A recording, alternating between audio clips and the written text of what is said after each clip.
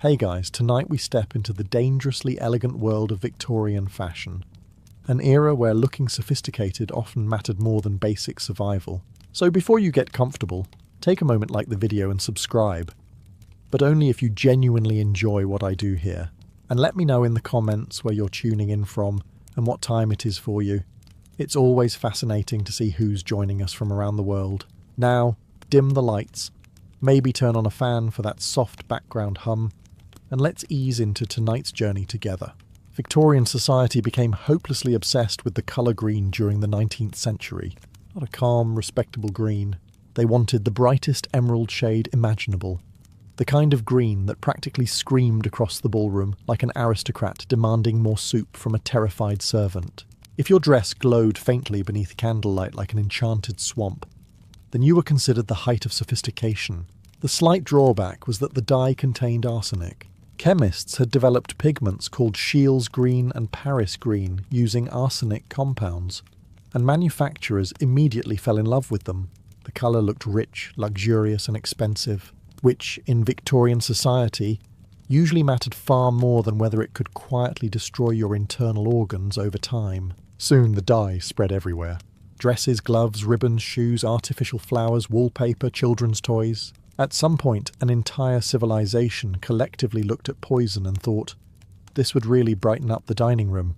Women proudly wore these gowns to crowded dances and elegant dinner parties, unaware that tiny arsenic particles were rubbing onto their skin and floating invisibly through the air.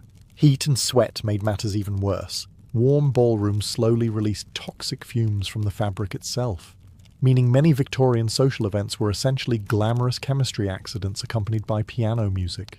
The symptoms arrived gradually: headaches, nausea, fatigue, hair loss, skin lesions, difficulty breathing. Some women developed painful sores wherever the fabric touched their bodies. Others became chronically ill without understanding why.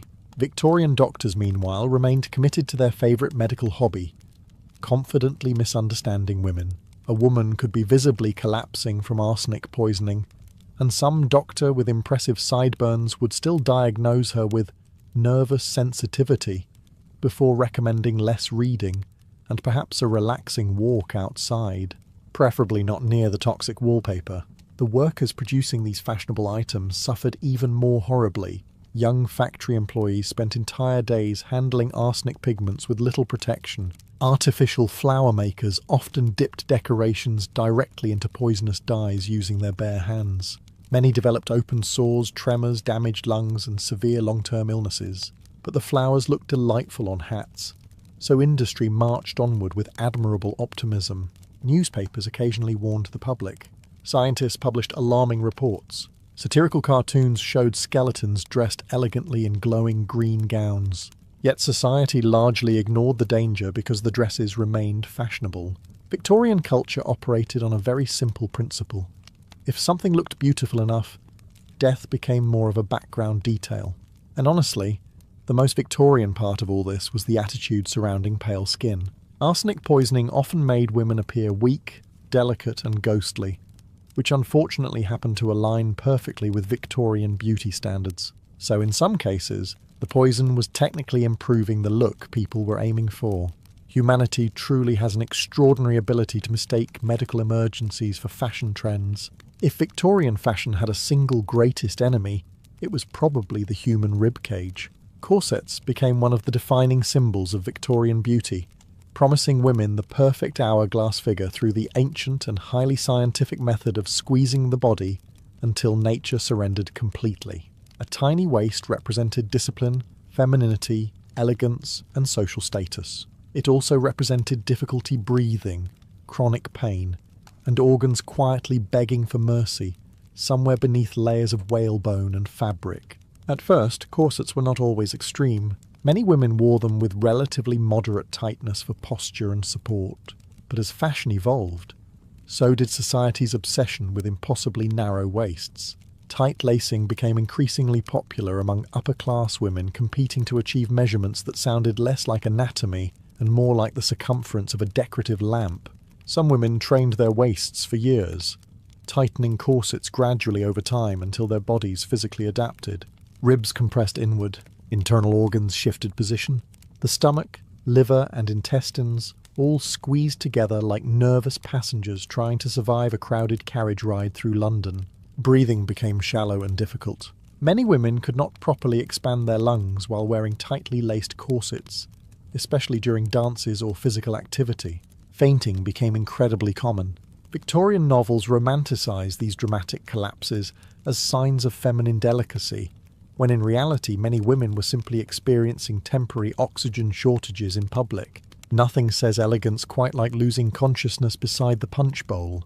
Doctors occasionally warned against excessive corset use, especially when young girls began wearing them during adolescence while their skeletons were still developing. Some physicians reported deformed rib cages and weakened muscles in patients who had worn tight corsets for years. Others described digestive problems so severe that eating large meals became nearly impossible.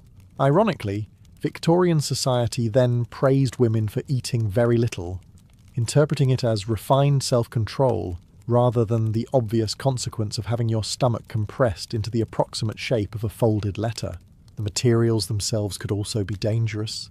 Many corsets used rigid whalebone or steel supports that dug painfully into the body. Cheaply made corsets sometimes snapped unexpectedly, causing cuts or bruising. Imagine quietly attending an opera before your undergarments suddenly attempt a small mechanical uprising beneath your clothing. And despite all of this suffering, corsets remained deeply admired. Fashion magazines praised tiny waists relentlessly. Men admired them. Women competed over them. Society treated physical discomfort as proof of refinement, as though agony itself were an accessory. The Victorians truly mastered the art of turning slow physical damage into a status symbol. By the middle of the 19th century, Victorian dresses had expanded to truly unreasonable dimensions. Fashionable women wore enormous hoop skirts called crinolines, massive cage-like structures made from steel hoops and layers of fabric designed to make the wearer appear grand, elegant, and wealthy. In practice, many women looked like beautifully decorated sailing ships attempting to navigate narrow hallways. Crinolines became wildly popular because they created the illusion of a tiny waist while adding dramatic volume to the skirt. The larger the dress, the more fashionable the woman appeared. Society had essentially decided that women should occupy the maximum amount of physical space possible, while simultaneously being expected to move gracefully and never inconvenience anyone. This plan quickly encountered several problems. For starters, these dresses were enormous. Women struggled to fit through doors, climb into carriages, or sit down without carefully calculating fabric distribution like military engineers planning a siege. Wind became a constant enemy.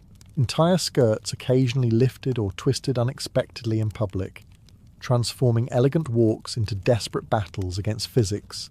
But the greatest danger was fire. Victorian homes relied heavily on candles, fireplaces, gas lamps, and open stoves. Crinolines contained huge amounts of lightweight, highly flammable fabric suspended around the body, like a portable curtain surrounding a human candle wick. One accidental brush against an open flame could ignite the dress almost instantly. And it happened constantly. Thousands of women reportedly died in crinoline fires during the 19th century. Newspapers regularly published horrifying stories of women catching fire while standing too close to fireplaces or candles. Once ignited, the flames spread rapidly through the fabric, trapping heat beneath the skirt and surrounding the body in seconds. Some women died before help could even reach them. Others survived with devastating burns. In crowded homes or theatres, panic spread quickly because burning crinolines had an unfortunate tendency to become fast-moving infernos, crashing through furniture while screaming. Even famous figures were not spared. The half-sisters of author Oscar Wilde reportedly died after their dresses caught fire during a party. Ballerinas and actresses faced constant danger on candlelit stages surrounded by fabric costumes and open flames. Victorian entertainment occasionally carried the same safety standards as storing fireworks inside a bakery. And yet, despite all the deaths, crinolines remained fashionable for years. Fashion magazines continued praising them, dressmakers kept producing them, society simply accepted occasional combustion as part of elegance. Women were expected to move carefully, avoid flames, and somehow survive while wearing what amounted to several meters of decorative kindling.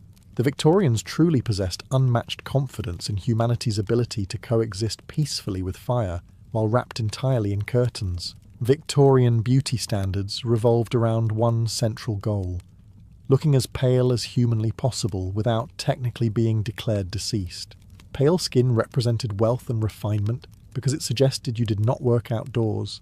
If you had a healthy tan, society immediately assumed you spent time doing manual labour, which horrified the upper classes almost as much as practical shoes. To achieve this fashionable ghost-like appearance, many women covered their faces with powders and creams containing lead, mercury, and other substances that modern science now classifies somewhere between dangerous and absolutely not. Lead-based face powder became especially popular because it created a smooth white complexion that hid blemishes and gave the skin a delicate porcelain appearance. Unfortunately, lead also happened to be extremely poisonous. Over time, these cosmetics caused headaches, tremors, hair loss, tooth decay, skin damage, and severe long-term health problems. Ironically, the makeup often destroyed the skin it was supposed to improve. Women developed sores, discoloration, and premature aging from constant use. Naturally, the solution was not to stop using toxic makeup. The solution was to apply even more toxic makeup to cover the damage caused by the previous toxic makeup.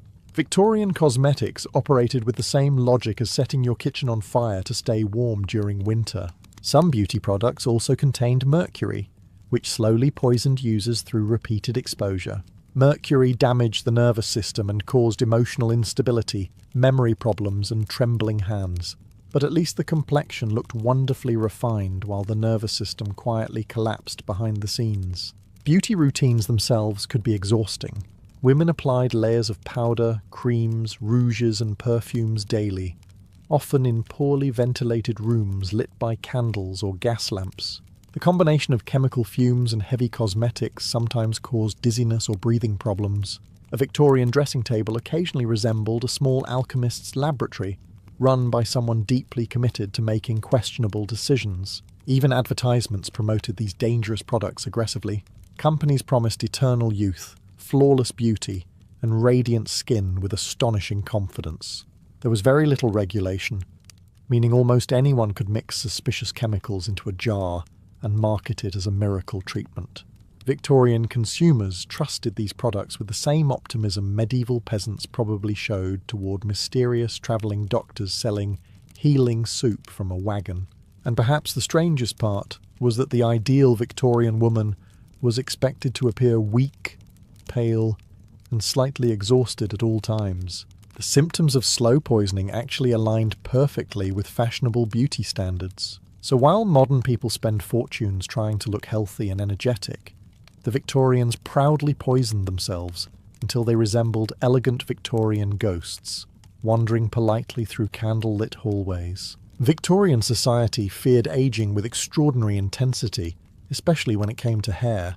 Grey hair suggested decline, weakness, and the horrifying possibility that time continued moving forward regardless of social status. Naturally, this led to an explosion of hair dyes, tonics, oils, and treatments created by people whose scientific qualifications often appeared to consist entirely of owning a moustache and several glass bottles. Many Victorian hair dyes contained lead nitrate, silver compounds, sulfur, ammonia, and other chemicals that modern people would hesitate to pour directly onto industrial machinery, let alone their scalps. Dark hair was especially fashionable, so women and men alike applied these mixtures regularly in hopes of preserving youthful appearances. Advertisements promised miraculous transformations.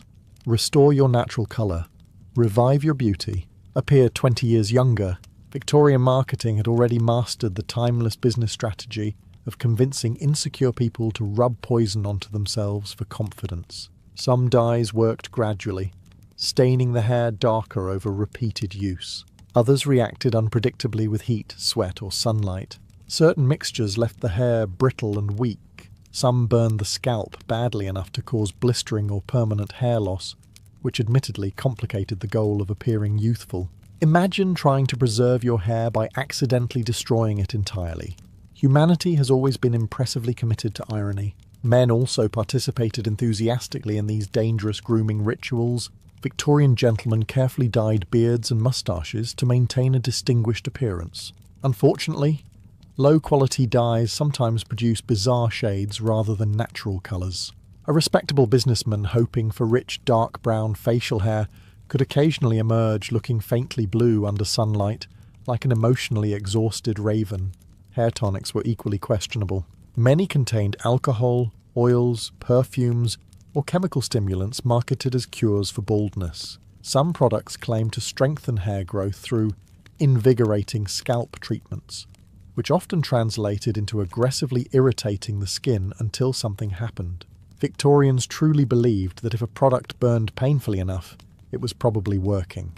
Barbershops and salons offered little protection from contamination either.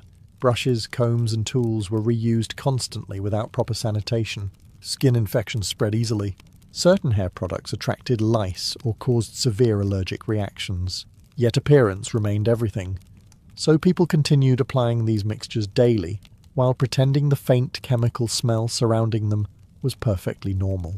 And perhaps most impressively, many of these dangerous products remained popular even after obvious side effects appeared. If someone's scalp started peeling dramatically after using a hair tonic, society rarely blamed the tonic itself. The victim simply had sensitive skin. Victorian beauty culture had an extraordinary ability to reinterpret chemical injuries as personal weaknesses. Victorian fashion demanded hats for nearly every social occasion. Top hats, riding hats, morning hats, walking hats, dinner hats. Society had somehow concluded that the human head required a different architectural structure, depending on the time of day and level of emotional suffering. Behind many of these elegant hats stood a deeply unpleasant industry powered by mercury. Hat makers used mercury nitrate during the production of felt hats, particularly those made from beaver fur. The chemical helped separate and soften the fur fibres, creating the smooth material fashionable gentlemen loved wearing while discussing the British Empire and pretending colonialism was going wonderfully for everyone involved. The process exposed workers to toxic mercury fumes day after day inside poorly ventilated workshops. At first, symptoms seemed minor: trembling hands, fatigue, irritability. But long-term exposure caused devastating neurological damage. Workers developed slurred speech, memory loss, hallucinations, paranoia, emotional instability, and uncontrollable shaking. Some became so mentally and physically impaired that they struggled to perform basic tasks. This condition became widely associated with hat makers, giving rise to the phrase, "mad as a hatter." Yes, one of literature's most famous eccentric characters was partially inspired by real workers slowly suffering chemical brain damage while manufacturing stylish accessories for wealthy customers. Victorian society truly had an extraordinary ability to transform industrial poisoning into whimsical vocabulary. Inside these workshops, mercury fumes coated the air constantly. Workers inhaled toxins for hours while handling boiling chemicals with minimal protection. Many developed a condition called hatter's shakes, where their hands trembled uncontrollably, which unfortunately is not ideal when your profession involves precise cutting and sewing near sharp tools. Some workers became deeply depressed or emotionally unstable. Others experienced sudden bursts of anger or confusion. Entire workshops slowly descended into neurological chaos, while continuing to produce elegant hats for upper-class customers who remained blissfully unaware that their fashionable top hat came with a side order of industrial tragedy. And even when people began understanding the connection between mercury and madness, the industry changed slowly. Hat production remained profitable, and profits have historically possessed remarkable healing powers when it comes to public concern. Meanwhile, fashionable gentlemen proudly wore these hats everywhere. Politicians wore them. Bankers wore them. Funeral attendees wore them. Society treated hats as symbols of refinement, while the workers making them quietly sacrificed their nervous systems in the background. There is something uniquely Victorian about this entire arrangement. An empire obsessed with manners and elegance, built partly upon men inhaling toxic metal vapours until they started hallucinating beside piles of beaver fur. Still, at least the hats looked excellent in photographs. Victorian footwear was designed according to one very simple principle. If the shoes were comfortable, they were probably unfashionable. For women especially, shoes became less about walking and more about surviving social expectations with minimal visible limping. Fashionable Victorian boots were often narrow, stiff, poorly ventilated, and constructed with all the kindness of a medieval punishment device. Tiny pointed toes squeezed the feet unnaturally, while high heels forced women into awkward postures that slowly damaged joints and muscles over time. The ideal Victorian woman was expected to glide gracefully through society. In reality, many were carefully hobbling across cobblestone streets while pretending their toes were not actively negotiating surrender. Shoes frequently caused bunions, deformed toes, chronic pain, and balance problems. Some women could barely walk long distances without assistance. But because long dresses covered the feet almost entirely, practicality became irrelevant. Nobody could see the shoes clearly anyway. Their purpose was not comfort. Their purpose was symbolic suffering. Victorian fashion truly loved the idea that pain demonstrated refinement. Poorly made boots also caused cuts and infections. Tight leather rubbed constantly against the skin, especially during damp weather. Since medical care remained inconsistent and antibiotics did not yet exist, even minor foot injuries could become serious. A small blister from an uncomfortable shoe sometimes developed into dangerous infections that lingered for weeks or months. And then there were the streets themselves. Victorian cities were filthy beyond modern imagination. Horse manure covered roads. Sewage leaked openly in many areas. Industrial pollution coated the air and pavement alike. Walking through London after rain was less like taking a pleasant stroll, and more like participating in a grim obstacle course designed by someone deeply angry at humanity. Now combine that environment with delicate boots, heavy dresses, slippery soles, and unstable heels. Women slipped constantly. Ankles twisted. Falls were common, especially while climbing carriage steps or navigating crowded staircases. Some injuries became permanent. Yet society continued insisting women move delicately and elegantly through streets that resembled open drainage experiments. Men's footwear was not always much better. Tight formal shoes caused foot deformities and chronic discomfort for many gentlemen trying to maintain respectable appearances. The Victorian obsession with polished perfection meant people often prioritized appearance over basic physical function. Even children suffered under these standards. Young girls sometimes wore restrictive boots from early childhood, shaping growing feet unnaturally before they fully developed. Apparently, Victorian society believed discomfort should begin as early as possible, ideally before algebra. And through all of this, fashion magazines continued praising tiny feet as beautiful and feminine. Humanity has always possessed a remarkable talent for taking normal anatomy personally. By the late Victorian era, manufacturers became fascinated with new industrial materials that promised luxury at lower prices. One of the most exciting inventions was celluloid, one of the world's first synthetic plastics. It could imitate ivory, tortoiseshell, and other expensive materials while costing far less. Victorian society immediately embraced it with the calm restraint of people who had learned absolutely nothing from arsenic dresses. Celluloid appeared everywhere.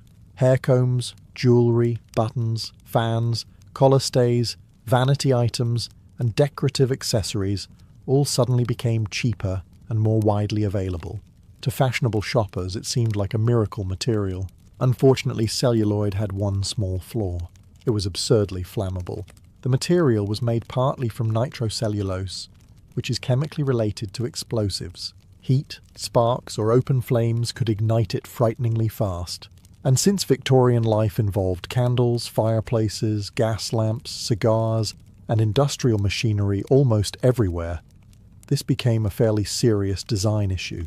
Women wearing elaborate celluloid hair combs occasionally experienced terrifying accidents when the accessories overheated near flames or hot curling tools. Some combs warped or cracked suddenly. Others ignited outright. There were even reports of celluloid items exploding unexpectedly under intense heat or pressure.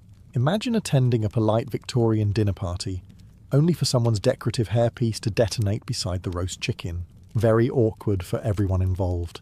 Factories producing these accessories were even more dangerous. Celluloid manufacturing plants caught fire constantly because the material burned so aggressively once ignited. Workers handled highly volatile chemicals in poorly ventilated spaces filled with heat and machinery. Entire workshops could erupt into flames within moments, and the fires spread with terrifying speed. Unlike ordinary materials, burning celluloid behaved almost like fuel. Thick smoke filled rooms quickly while flames raced across work tables piled with accessories and scraps. Victorian factory safety standards, meanwhile, generally consisted of try not to die near the expensive equipment. Even photographers face risks because early photographic film also used celluloid. Old film reels became notorious fire hazards. Projection booths occasionally turned into miniature infernos during screenings, so technically, the Victorians managed to make both fashion and entertainment slightly explosive at the same time. An impressive level of efficiency, really. Despite the dangers, celluloid remained popular for decades because it looked fashionable and cost less than natural luxury materials. Society accepted the occasional fire or explosion as an unfortunate inconvenience, rather than evidence that perhaps decorative objects should not share chemical similarities with ammunition. Victorian industry consistently approached innovation with the energy of a man enthusiastically juggling lit fireworks indoors, while insisting everything remained fully under control. Victorian society treated mourning almost like a competitive sport. After the death of Prince Albert in 1861, Queen Victoria entered a period of grief that lasted for decades. She wore black constantly, surrounded herself with reminders of her late husband, and transformed mourning into a massive cultural phenomenon. Naturally, society followed her example with tremendous enthusiasm and very little moderation. Entire industries suddenly formed around death fashion. Victorian mourning clothes were not simple black outfits. They were heavy, layered, restrictive, and governed by complicated social rules. Widows were expected to wear full mourning attire for years, depending on their relationship to the deceased. Some women spent longer dressed for mourning than they had actually spent happily married. The clothing itself could be miserable to wear. Heavy black crepe fabric became especially popular during deep mourning periods. Unfortunately, crepe was stiff, uncomfortable, and notoriously irritating to the skin. It trapped heat, collected dust, and absorbed moisture badly. Women wore layers of thick black fabric even during summer heat, because appearing appropriately miserable was considered socially important, and Victorian society took mourning rules extremely seriously. A widow who appeared too cheerful too quickly risked public judgment and gossip. Society expected visible suffering. Women attended social events dressed almost entirely in black, hidden beneath thick veils that restricted vision and airflow.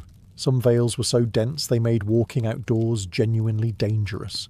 Crossing a busy London street while half-blind beneath layers of black fabric was essentially a polite Victorian version of extreme sports. Breathing also became difficult. Tight corsets combined with heavy mourning dresses and thick veils created exhausting conditions, especially during long funerals or crowded church services. Women fainted regularly, though Victorian culture continued interpreting this as feminine sensitivity, rather than the obvious consequence of restricted oxygen and excessive fabric. The dyes used in mourning clothes created additional dangers. Many black dyes contained toxic chemicals that irritated the skin or caused health problems through long-term exposure. Cheap mourning garments sometimes stained the skin directly, leaving wearers covered in black residue after hours of sweating beneath multiple layers. Even jewellery reflected the obsession with death. Mourning jewellery often contained woven hair from deceased loved ones. Lockets held portraits of dead relatives. Some rings included tiny compartments containing ashes. Imagine inviting guests into your home, only to discover someone proudly wearing their uncle's hair around their neck during dinner conversation. And perhaps the strangest part was how commercialised grief became. Shops advertised mourning collections aggressively. Tailors specialised in funeral fashion. Entire businesses thrived by helping people appear appropriately devastated in public.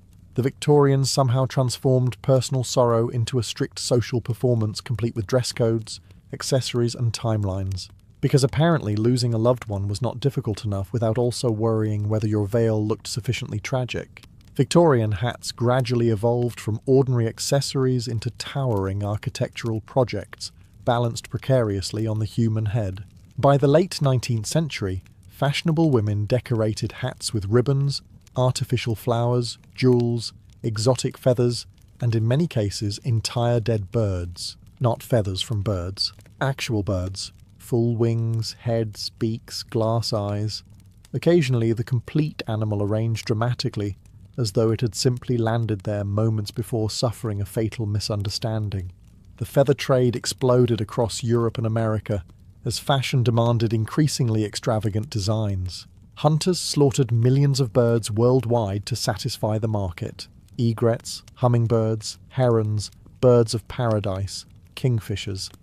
If it possessed attractive feathers, Victorian fashion eventually attempted to staple it onto a hat. Some species nearly disappeared entirely, and the process was especially brutal during nesting season.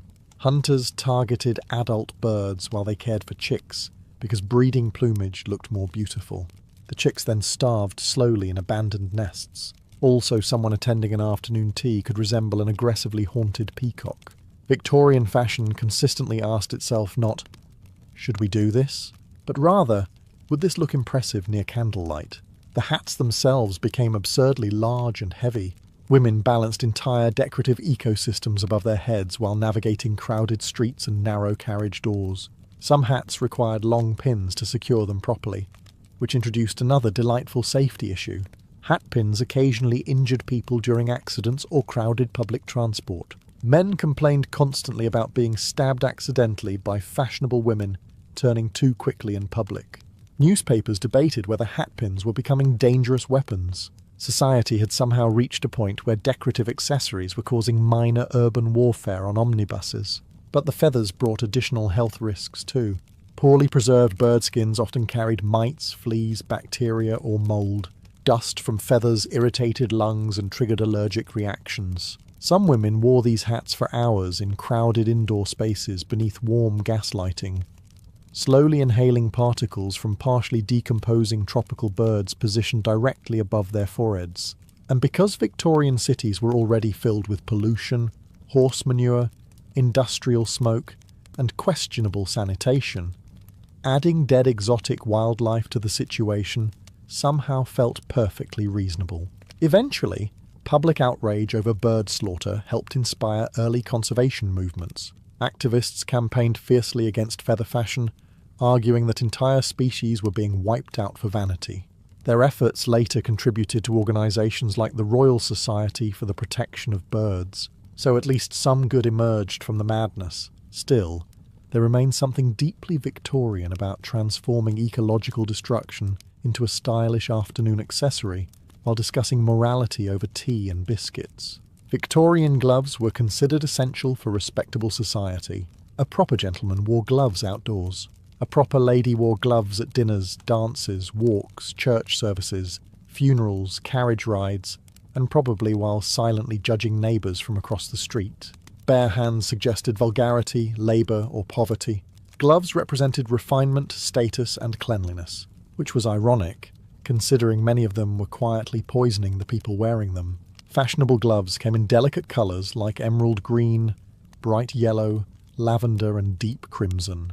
Creating these vibrant shades required powerful chemical dyes, many containing arsenic, chromium, lead, or other toxic compounds. The brighter and more luxurious the glove appeared, the greater the chance it contained something capable of medically concerning a modern toxicologist. And unlike dresses or hats, gloves remained in direct contact with the skin for hours. Sweat and body heat slowly released chemicals from the fabric and dye. People absorbed toxins gradually through constant exposure. Women wore tight gloves during long social events, while their hands became damp and overheated inside chemically treated materials. Imagine slowly poisoning yourself every evening simply because society considered visible fingers emotionally inappropriate. Factory workers producing the gloves suffered even worse conditions. Young workers handled toxic dyes daily in cramped workshops with poor ventilation and minimal protection. Their hands stained permanently from chemicals, skin peeled or blistered after repeated exposure. Some developed chronic respiratory problems from inhaling dye particles floating through the air, but wealthy customers remained mostly focused on whether the gloves matched the dress properly. Victorian etiquette surrounding gloves also became absurdly complicated. Gloves had to fit perfectly. Too loose appeared sloppy. Too tight risked splitting the seams dramatically during social events. which could apparently cause reputational damage comparable to public scandal. Women struggled to button extremely tight gloves using small hooks while preparing for events. Some gloves became so restrictive that movement felt difficult. Removing them elegantly required practice, patience, and occasionally divine intervention. And naturally, cleanliness became another issue. Many people reused gloves repeatedly because quality pairs were expensive. Gloves absorbed sweat, street grime, perfume, smoke, and bacteria over time.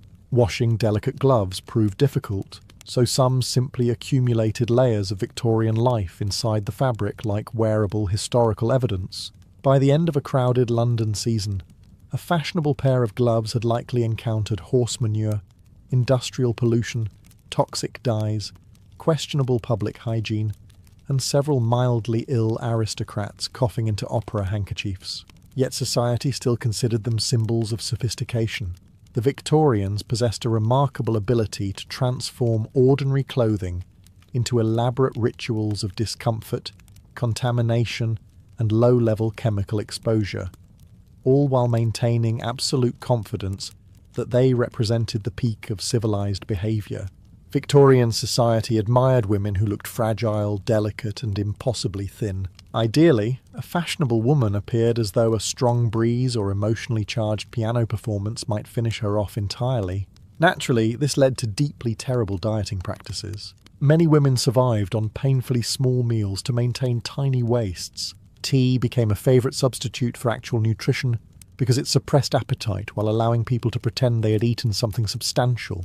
Some women consumed little more than broth, toast, fruit, or cigarettes during the day in pursuit of fashionable thinness. Victorian beauty standards basically encouraged women to slowly transform themselves into exhausted decorative ghosts. Doctors occasionally warned about malnutrition, weakness, and fainting, but society often interpreted these symptoms as attractive femininity rather than obvious physical collapse. A woman looking pale and tired was considered refined. A woman appearing energetic and healthy risked seeming vulgar or overly robust, which was apparently a social emergency. And then came the tapeworm diets. Yes, actual tapeworms. By the late 19th century, rumours spread about weight loss methods involving ingesting tapeworm eggs intentionally. The logic was horrifyingly simple. The parasite would consume part of the food inside the body, allowing the person to lose weight while continuing to eat normally. Humanity truly has an extraordinary talent for hearing intestinal parasite, and somehow arriving at beauty solution. Advertisements and questionable health guides occasionally promoted parasite-based slimming methods, though many stories were exaggerated or hidden behind euphemisms. Victorians loved disguising horrifying ideas beneath polite language. Internal dietary assistance sounds far more respectable than deliberately infecting yourself with a creature living inside your intestines. The consequences could be severe. Tapeworm infections caused weakness, nausea, abdominal pain, malnutrition, dizziness, and dangerous complications if the parasite grew large enough or spread beyond the intestines. Some infections lasted years, others caused permanent health problems. Removing the parasite was not always easy either, particularly in an age when medicine still occasionally prescribed cocaine and fresh air with complete confidence, and starvation itself carried enormous risks. Women weakened by extreme dieting suffered anemia, chronic fatigue, weakened immune systems, and reproductive problems. Combined with tight corsets, heavy clothing, poor urban air quality, and exhausting social expectations, many Victorian women existed in a near-constant state of physical depletion. Yet society praised them endlessly for appearing elegant and self-controlled. The truly remarkable thing about Victorian beauty culture was how often visible illness became fashionable. If a trend caused exhaustion, fainting, pale skin, weakness, or hollow eyes, there was always a strong possibility someone in high society would describe it as graceful rather than medically alarming. Civilization apparently is a very thin line between sophistication and collective self-destruction. Victorian grooming routines often resembled chemistry experiments conducted by people with tremendous confidence and very limited concern for long-term survival. Hair powders, perfumes, setting sprays, skin creams, and beauty tonics filled dressing tables across Europe and America. Wealthy homes smelled constantly of lavender, rosewater, alcohol, smoke, starch, and suspicious chemicals mixed together beneath candlelight. Walking into a Victorian dressing room was probably similar to entering a highly flammable flower shop located inside a laboratory. Hair powders remained especially popular for styling and maintaining fashionable appearances. These powders often contained finely ground starches, perfumes, chalk, dyes, and chemical additives designed to whiten or scent the hair. Applying them created thick clouds of airborne dust that floated through bedrooms and salons for hours. People inhaled this constantly. Women sat while servants brushed powder into elaborate hairstyles, filling enclosed rooms with particles that irritated the eyes, throat, and lungs. Some powders contained lead or other harmful substances, particularly cheaper products produced with little regulation, because naturally, once Victorian society discovered one dangerous beauty product, it became important to expand the collection. Perfumes brought their own problems. Many Victorian perfumes used alcohol-heavy formulas combined with concentrated oils and chemical fixatives. In poorly ventilated rooms lit by candles or gas lamps, strong fumes became overwhelming. Some people experienced headaches, dizziness, nausea, or breathing difficulties after prolonged exposure. But since smelling pleasant was socially essential, everyone politely endured the equivalent of low-level aromatic warfare. And then there were the hair-setting products. Victorian hairstyles could be incredibly elaborate, requiring oils, waxes, pomades, sprays, and heated styling tools to maintain shape.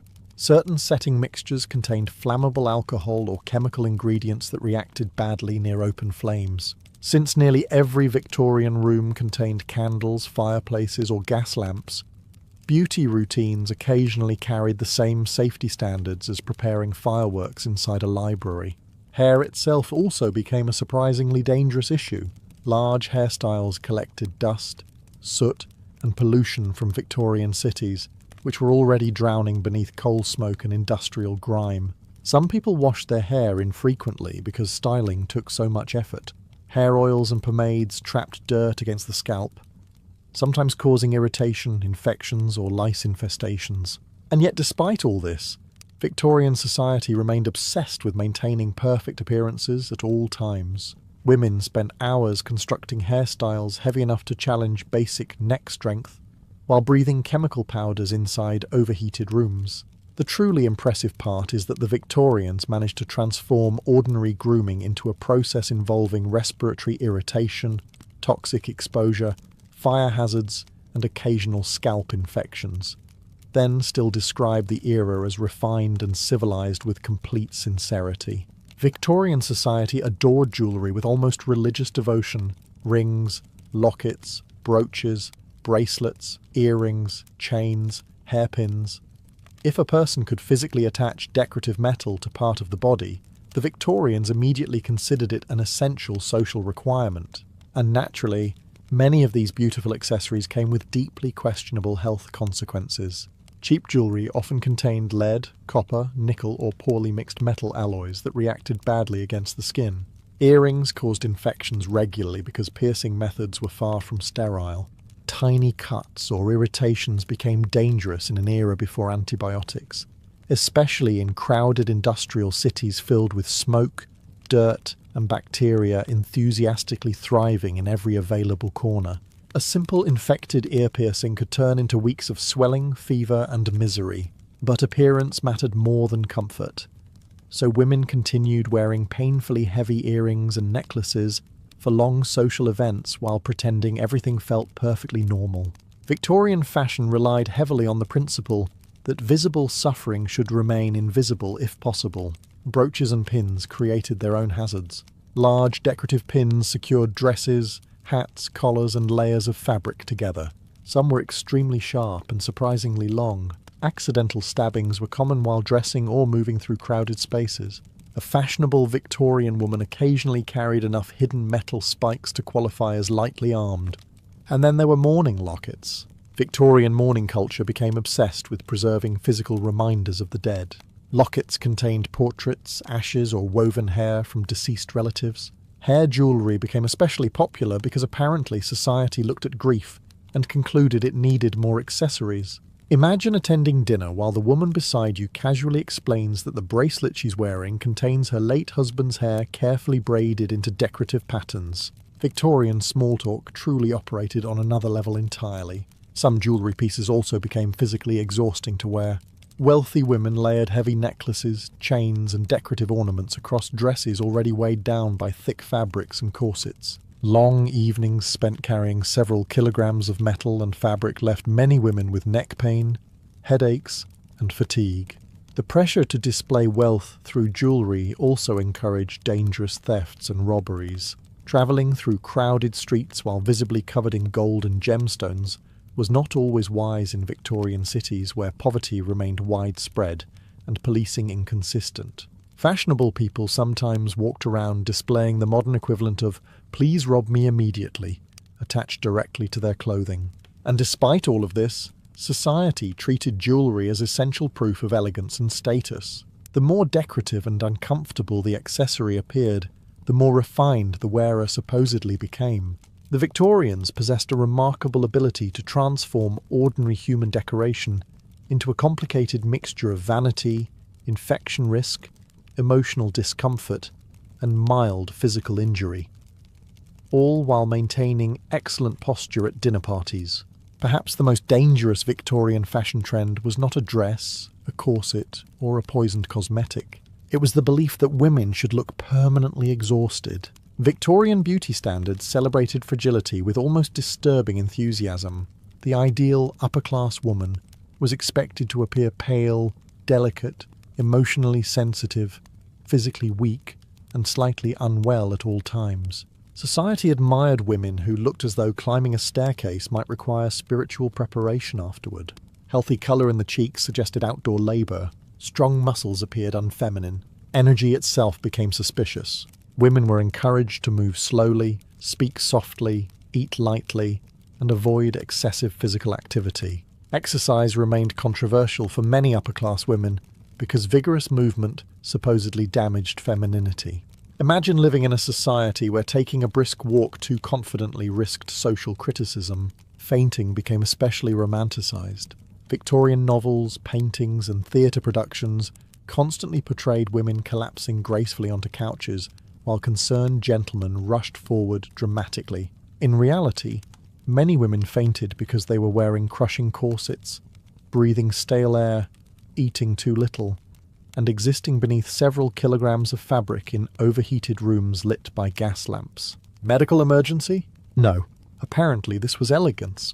The famous fainting couch became a symbol of refinement, partly because women genuinely needed somewhere to recover after basic activities like standing upright during conversations. Victorian homes essentially included designated furniture for recovering from fashion itself.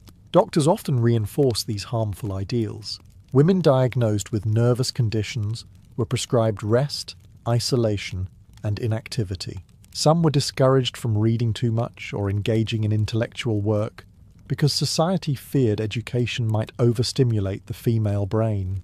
Humanity has always shown remarkable creativity when inventing reasons women should remain quietly decorative. Many women suffered chronic anemia, malnutrition, exhaustion, and respiratory problems because the entire beauty standard rewarded visible weakness.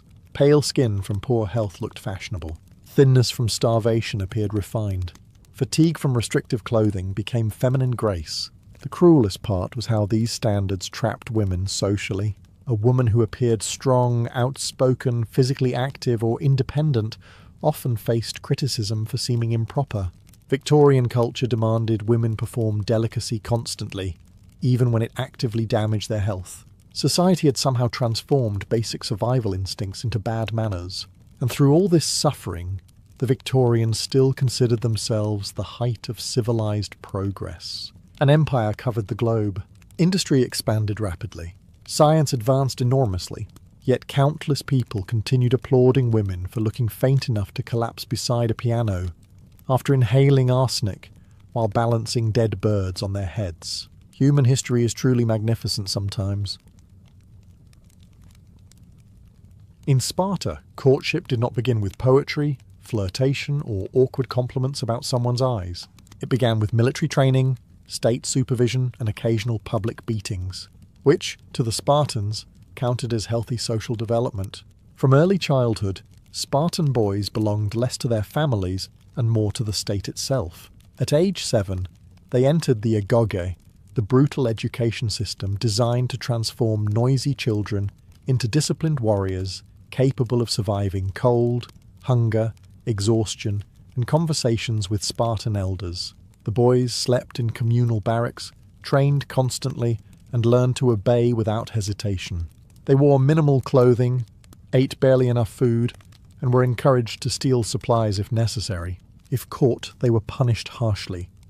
Not for stealing, but for being incompetent enough to fail at it.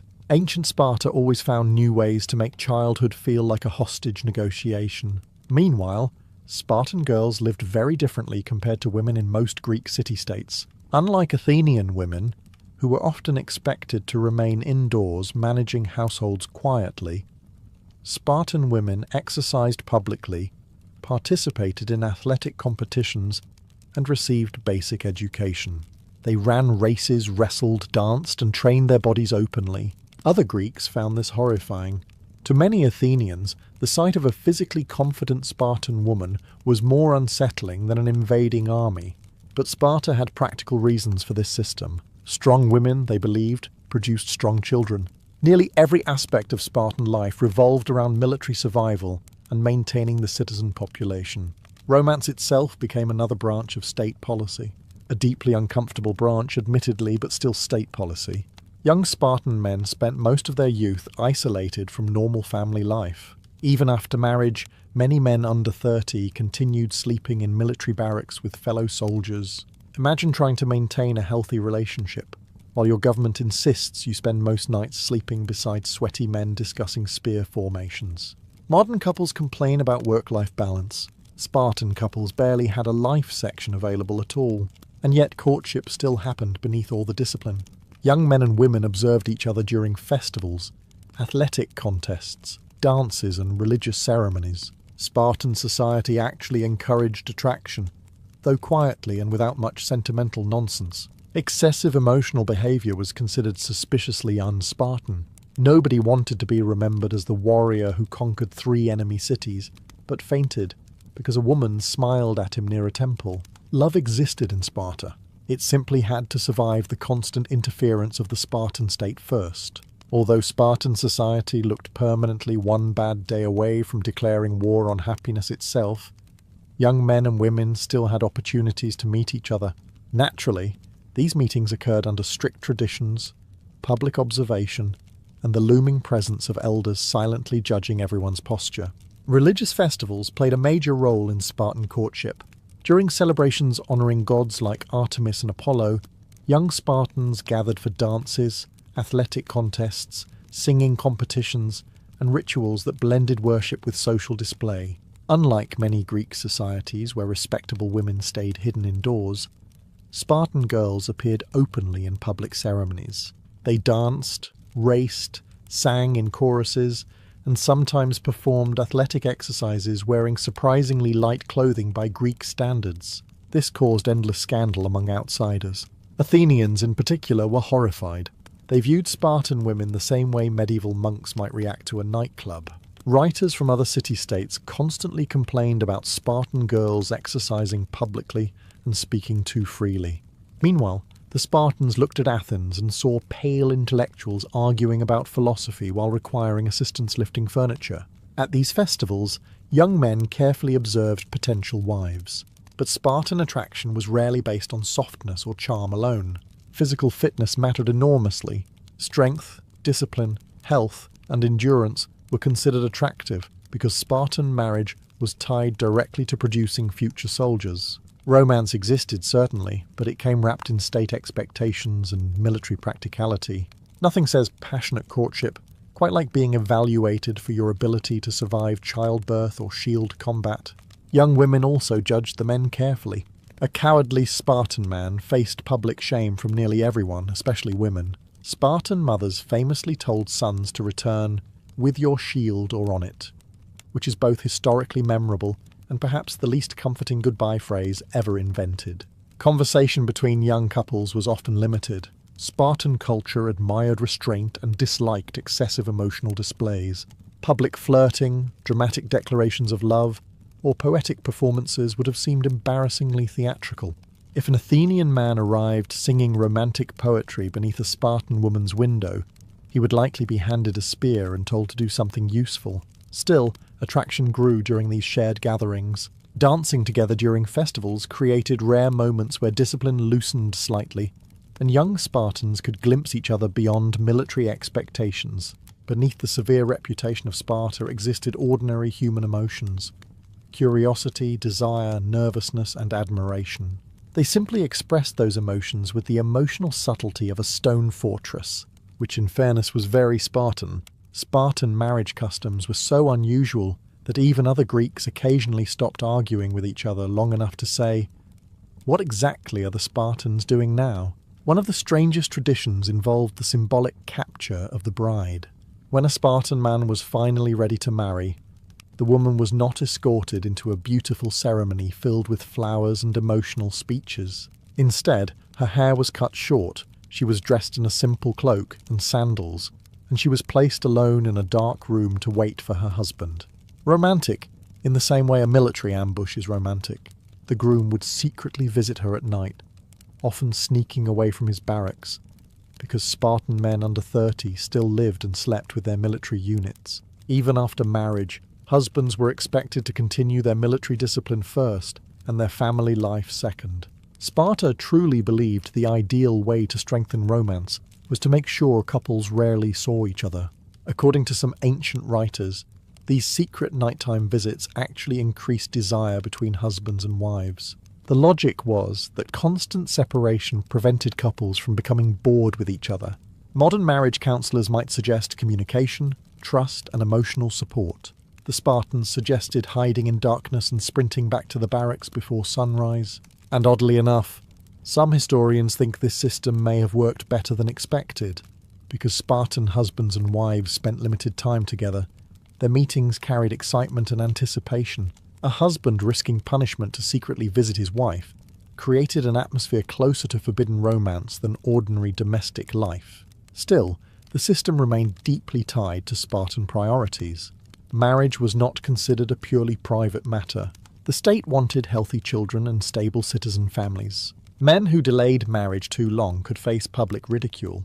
In some cases, unmarried older men were mocked during festivals or denied certain honours. Sparta viewed bachelorhood less as a personal choice and more as suspicious laziness. Women also held unusual influence within marriage compared to elsewhere in Greece. Spartan wives managed households, controlled property during their husband's absence, and often spoke with surprising authority. Foreign visitors sometimes complained that Spartan women were too powerful, which usually meant the women were capable of finishing sentences without asking permission first. Beneath the bizarre rituals and military obsession, Spartan marriage customs reveal something unexpected. Even in one of history's harshest societies, people still searched for intimacy, attraction, and connection. They just did it while dressed like off-duty soldiers lurking in alleyways at midnight. To outsiders visiting Sparta, one thing quickly became clear. Spartan women behaved very differently from women elsewhere in Greece. They spoke openly, exercised publicly, owned property, and occasionally insulted men with terrifying confidence. Naturally, many Greek writers reacted as if civilization itself were collapsing.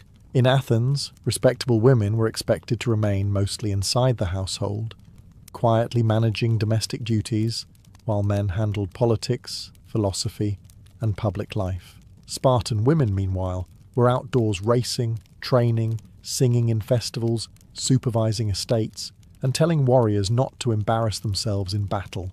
The cultural difference was enormous. Spartan girls received physical training from a young age.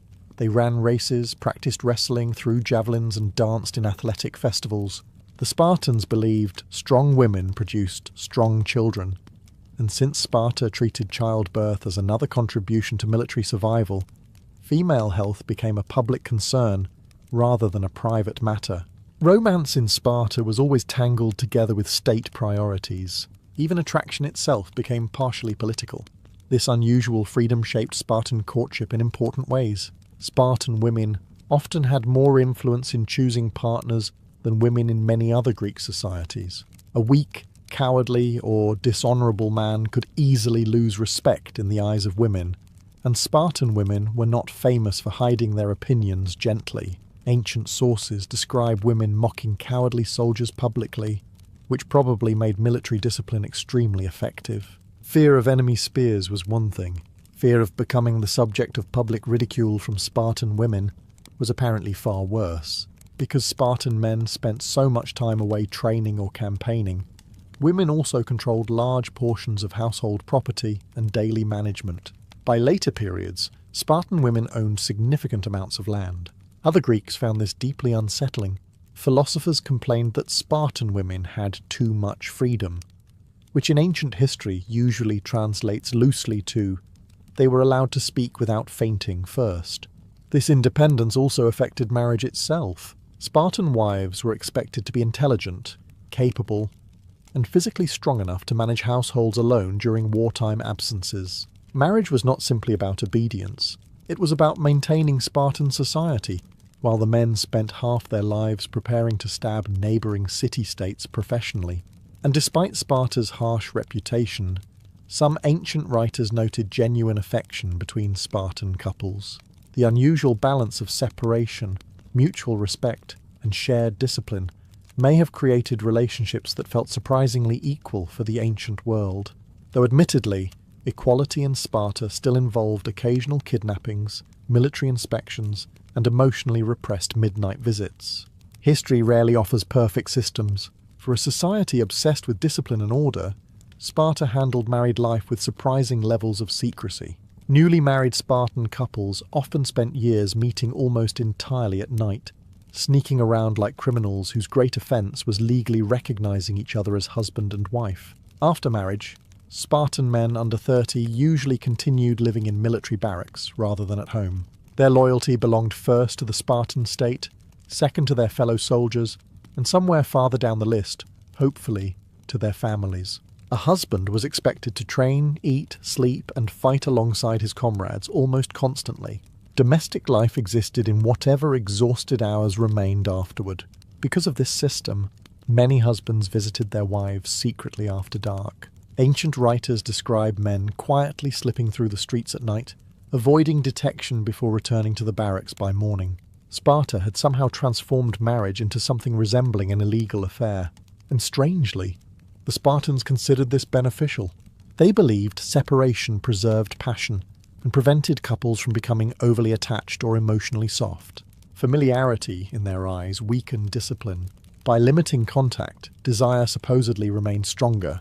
The average Spartan marriage therefore contained equal parts affection, military scheduling, and covert nighttime operations. Young husbands likely became very skilled at stealth. After years of military training, crawling silently through darkness to visit your wife was probably considered excellent practical exercise. Somewhere in Sparta, an exhausted soldier was definitely whispering, "If I survive another spear drill tomorrow, perhaps I can spend 15 whole minutes speaking to my spouse." Despite the secrecy, Spartan society still valued successful marriages highly. Producing healthy children was considered a civic duty. Men who remained unmarried too long faced ridicule and social embarrassment. Sparta did not admire bachelors. It treated them like unfinished government projects. Some ancient accounts even suggest older men occasionally arranged for younger, stronger men to father children with their wives, if they believed it would strengthen the bloodline. Modern audiences tend to react to this with visible confusion, which is fair. Sparta approached family life with the same mentality it applied to military organization. Efficiency first, emotional complications later, and yet genuine emotional bonds still formed between couples. In fact, the rarity of their meetings may have intensified affection. Each visit carried risk, anticipation, and excitement. Unlike many arranged marriages elsewhere in the ancient world, Spartan relationships sometimes developed through years of longing and separation. Of course, this does not mean Spartan romance was gentle or emotionally expressive. Nobody in Sparta sat writing dramatic love poems beside candlelight while softly weeping into wine. They were too busy climbing through windows before curfew and pretending not to have feelings. In Sparta, love was personal. But marriage was everyone's business. Literally everyone's. Your neighbours cared, your military commanders cared, elderly women at festivals cared, and somewhere in the distance an old Spartan politician was probably judging your reproductive efficiency with silent disappointment. The Spartan state placed enormous pressure on citizens to marry and produce children. Sparta constantly feared population decline because only full Spartan citizens could serve as elite warriors, and that number gradually shrank over time. Every marriage therefore carried political importance. Having children was not viewed simply as a family matter.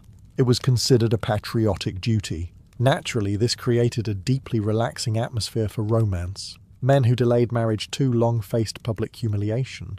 Ancient sources describe unmarried older men being mocked during festivals, excluded from certain honours, and even forced to endure embarrassing rituals. In one account, bachelors were made to dance naked during winter, while younger Spartans laughed and sang insulting songs about them, which is certainly one motivational strategy. Spartan society believed that a man unwilling to marry lacked discipline or courage. Cowardice was not limited to the battlefield. Failing to contribute to Sparta's future was treated almost like a social betrayal. Imagine living in a society where your relatives ask about grandchildren while holding spears. Women also participated in this culture of public pressure. Spartan women were famous for sharp tongues and brutal honesty. Cowardly men, weak men, or socially disgraced men often became targets of ridicule. Ancient writers repeatedly mention Spartan mothers and wives openly shaming those who failed military expectations. A Spartan woman insulting your bravery probably hurt more than an actual spear wound because at least the spear eventually stopped. This pressure influenced courtship heavily. Young men understood that marriage was expected, not optional, but women also expected strength, confidence, and honour from potential husbands. Spartan society admired emotional restraint, physical discipline, and courage above nearly everything else. Wealth mattered less than reputation. A respected warrior carried more social value than a rich coward, and despite all this severity, attraction still mattered. Spartan festivals, dances, athletic contests, and secret nighttime meetings all allowed relationships to develop gradually. Underneath the state pressure existed ordinary human emotions: nervousness, desire, admiration, jealousy. The difference was that Spartans experienced these emotions while surrounded by constant public judgment and military expectations. So if a Spartan man struggled with dating anxiety, there was always comfort in knowing failure might only result in lifelong humiliation before the entire city-state. Ancient self-esteem therapy at its finest. A traditional Spartan wedding lacked many things people normally associate with weddings: long ceremonies, emotional speeches, decorative flowers, elaborate feasts, or a groom nervously sweating through formal vows. Sparta preferred efficiency. If romance accidentally survived somewhere inside the process, that was considered a pleasant secondary outcome. The wedding itself was often surprisingly simple. There were rituals, sacrifices to the gods, and family arrangements. But compared to the extravagant celebrations found elsewhere in Greece, Spartan weddings felt restrained and practical. Excess luxury was deeply unpopular in Sparta. A massive golden banquet would have looked suspiciously decadent, the sort of thing Athenians might enjoy while discussing philosophy instead of maintaining military dominance. One of the strangest customs came immediately after the ceremony. The bride's hair was cut short, sometimes almost like a young man's hairstyle, and she was dressed in a plain cloak and sandals. Ancient historians still debate the exact meaning behind this ritual. Some believed it symbolized the transition into married life. Others suggested it helped ease the groom's nervousness by making the bride appear less unfamiliar, which is perhaps history's least reassuring explanation for a wedding tradition. Afterward, the bride waited alone in a darkened room while the husband secretly visited her later that night. Again, Spartan marriages somehow managed to feel both official and strangely illegal at the same time. The secrecy partly existed because many young husbands still lived in military barracks. Their lives remained controlled by Spartan discipline, and marriage could not interfere too heavily with military obligations. A man was expected to leave his wife before dawn and return to training with his fellow soldiers, as though he had merely stepped outside for fresh air, rather than secretly maintaining an entire marriage. And yet ancient writers claimed Spartan couples often developed strong affection for one another precisely because they spent so little time together. Every meeting carried anticipation. Familiarity arrived slowly. Desire remained intense. Sparta had accidentally invented the world's most exhausting long-distance relationship while living in the same city. Women also entered marriage with more authority than many Greek wives elsewhere. Spartan wives managed estates, supervised servants, and controlled households during their husbands' long absences. A capable Spartan woman was expected to run an entire home efficiently, while her husband practiced warfare professionally across the countryside.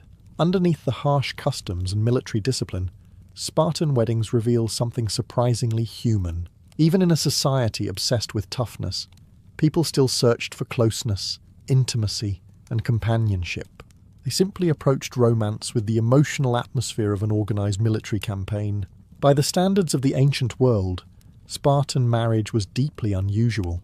By modern standards, it occasionally sounds like a government experiment designed by sleep-deprived military officers. And yet, beneath the harsh discipline and strange customs, Spartan society still valued loyalty and emotional connection in its own severe way. Spartans believed the ideal couple strengthened one another through discipline, endurance, and mutual respect. Marriage was not supposed to weaken a warrior's spirit with excessive softness. Instead, a wife was expected to inspire courage, dignity, and self-control in her husband. Spartan women were famous throughout Greece for speaking boldly and demanding strength from men. A coward might survive enemy arrows, but surviving the disappointment of a Spartan wife was another matter entirely. Ancient stories repeatedly show Spartan women encouraging bravery with startling bluntness.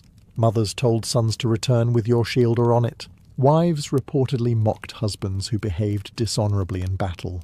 Outsiders often viewed this as cold or cruel, but to Spartans, preserving honor mattered more than preserving comfort. Emotional weakness threatened the stability of the entire society.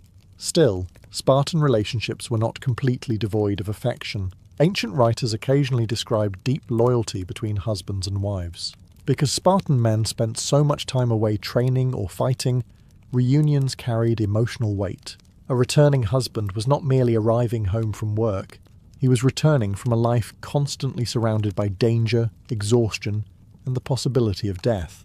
Women, meanwhile, managed households, property, finances, and family affairs independently during these absences. Spartan wives were expected to be capable leaders in their own right. This created relationships that often involved more mutual reliance than elsewhere in Greece. In Athens, a wife might remain largely hidden from public life. In Sparta, she might be overseeing land, servants, and economic matters while publicly insulting weak politicians before breakfast. There was also a strange tension within Spartan romance itself.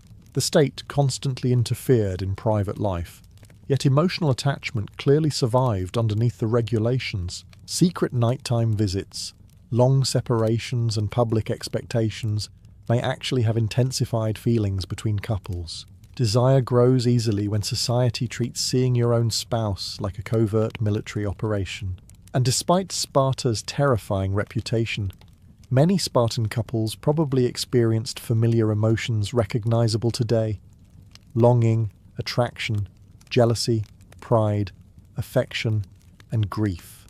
They simply experienced those emotions while living in a city where children trained for war, weddings resembled kidnappings, and public flirting probably looked dangerously close to a disciplinary offense. History rarely does subtlety.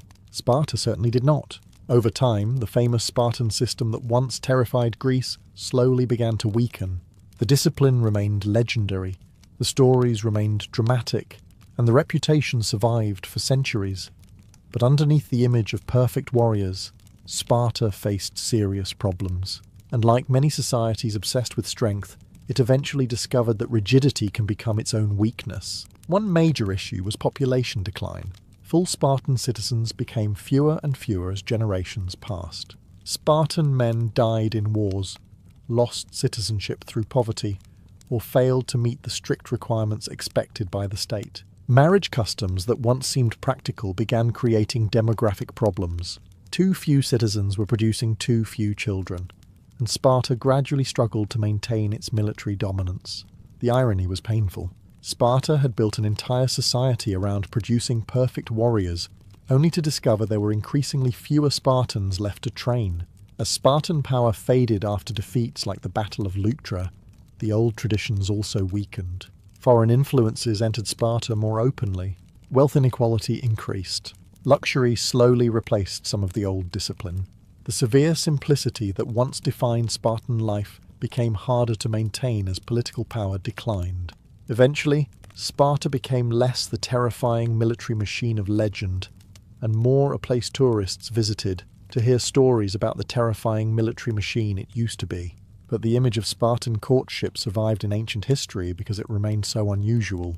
Few societies mixed romance and military discipline so completely. In Sparta, attraction was tied to strength, marriage was tied to state survival, and intimacy often existed in secret shadows between public duties. Love was allowed, but only carefully controlled, like a dangerous fire that might accidentally interfere with spear training. And yet, beneath all the rigid customs, Spartan couples were still human beings. Young men still felt nervous around women they admired. Young women still judged potential husbands carefully. Husbands still missed wives during long absences. Wives still feared losing husbands in war. Even inside one of history's harshest societies, ordinary emotions quietly survived. That may be the strangest part of Sparta itself. Behind the shields, military drills, kidnappings disguised as weddings, and emotionally repressed midnight visits, there were still people trying to build relationships in the middle of an unforgiving world. Though naturally, they did it while surrounded by public judgment, state pressure, and enough social anxiety to frighten modern therapists into immediate retirement. Corinth was not a quiet city. It was a city of shouting merchants, crashing waves, drunken sailors, expensive perfumes, political arguments, gambling dens, overloaded markets, and ships arriving day and night, carrying wealth from every corner of the Mediterranean. If Athens wanted to debate philosophy, Corinth preferred to sell wine to the philosophers and charge extra for watered cups. Positioned between two major harbours, Corinth became one of the richest trade cities in ancient Greece. Traders from Egypt, Persia, Italy, and the Greek islands passed through constantly. The streets overflowed with accents, currencies, religious customs, and people searching for opportunity. Some came to make fortunes, others came to lose them spectacularly in taverns before sunset. And among the merchants, priests, sailors, and politicians lived the courtesans of Corinth. These women occupied a strange and complicated place in Greek society. Ordinary women in many Greek cities were expected to remain hidden within households, quietly managing domestic life while men controlled politics and public conversation. Courtesans, however, often moved openly through elite social circles. Some attended banquets, entertained wealthy guests, discussed poetry and philosophy, and built relationships with influential men. Of course, this freedom came at a price. A courtesan's survival depended on beauty, intelligence, reputation, and social skill all at once. One careless scandal could ruin everything. One wealthy patron could change a woman's entire life overnight. Corinth rewarded success lavishly, but punished failure without mercy. Ancient capitalism was already functioning beautifully, ruthlessly but beautifully. The most famous courtesans, known as hetairae, were far more than simple entertainers. Many were educated companions trained in music, conversation, dance, and charm. Wealthy men sought them not only for physical attraction, but for status and emotional escape. In a society where respectable wives were often excluded from intellectual life, courtesans sometimes became the women elite men spoke to most honestly, which says several deeply uncomfortable things about ancient Greek marriage. Corinth itself encouraged excess. Taverns stayed crowded late into the night. Sailors spent money recklessly after months at sea. Festivals filled the streets with music and wine. The massive temple of Aphrodite overlooking the city added to Corinth's reputation for beauty, pleasure, and temptation. Ancient writers across Greece often described Corinthians as wealthy, indulgent, and morally questionable. Naturally, this only made the city more popular. For courtesans, Corinth offered rare opportunities unavailable elsewhere. A clever woman could gain wealth, influence, admirers, and independence. But every advantage existed beside constant danger, because in Corinth, attention was currency, and everyone in the city was trying to buy it, sell it, or survive from it. Not every courtesan in Corinth began life surrounded by silk, perfume, and wealthy admirers reclining on expensive cushions. Many began in poverty, slavery, debt, or simple desperation.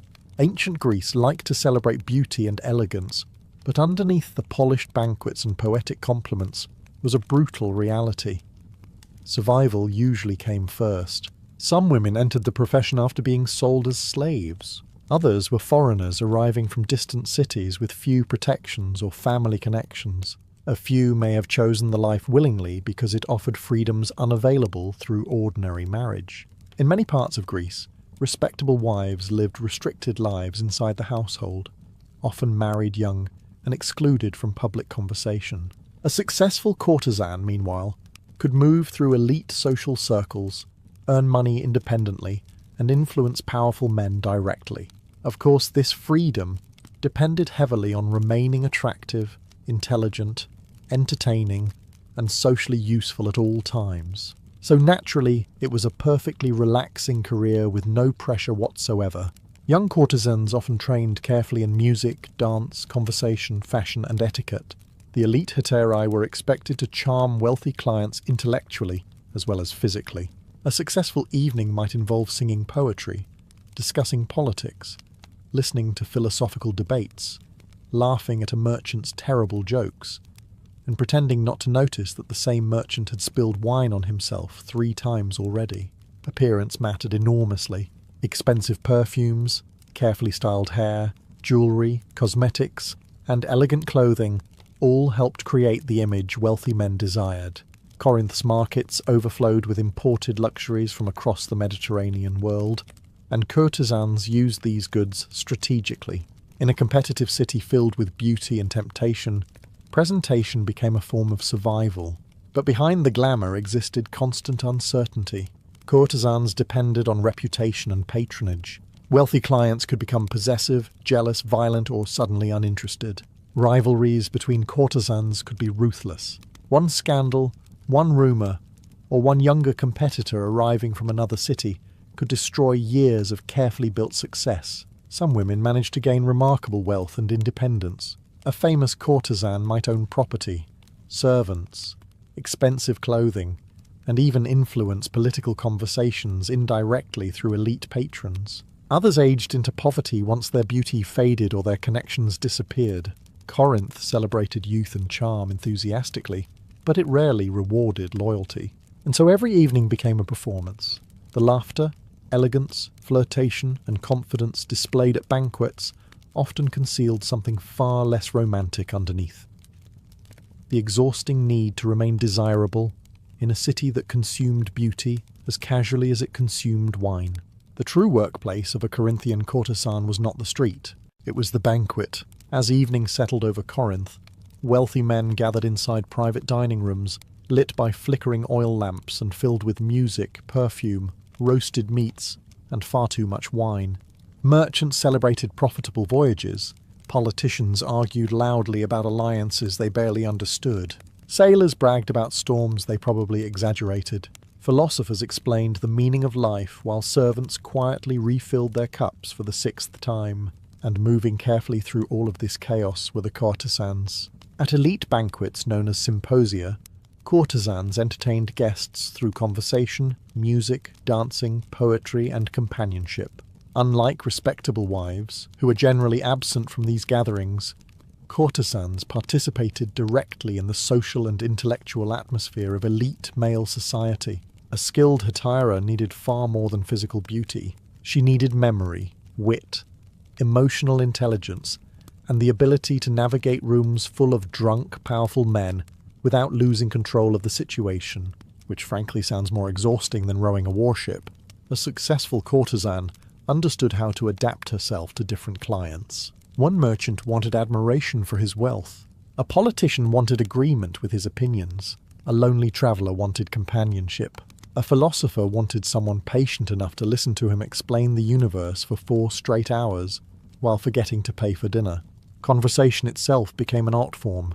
Courtesans learned how to flatter without appearing foolish, joke without insulting powerful egos, and encourage emotional attachment without surrendering independence completely.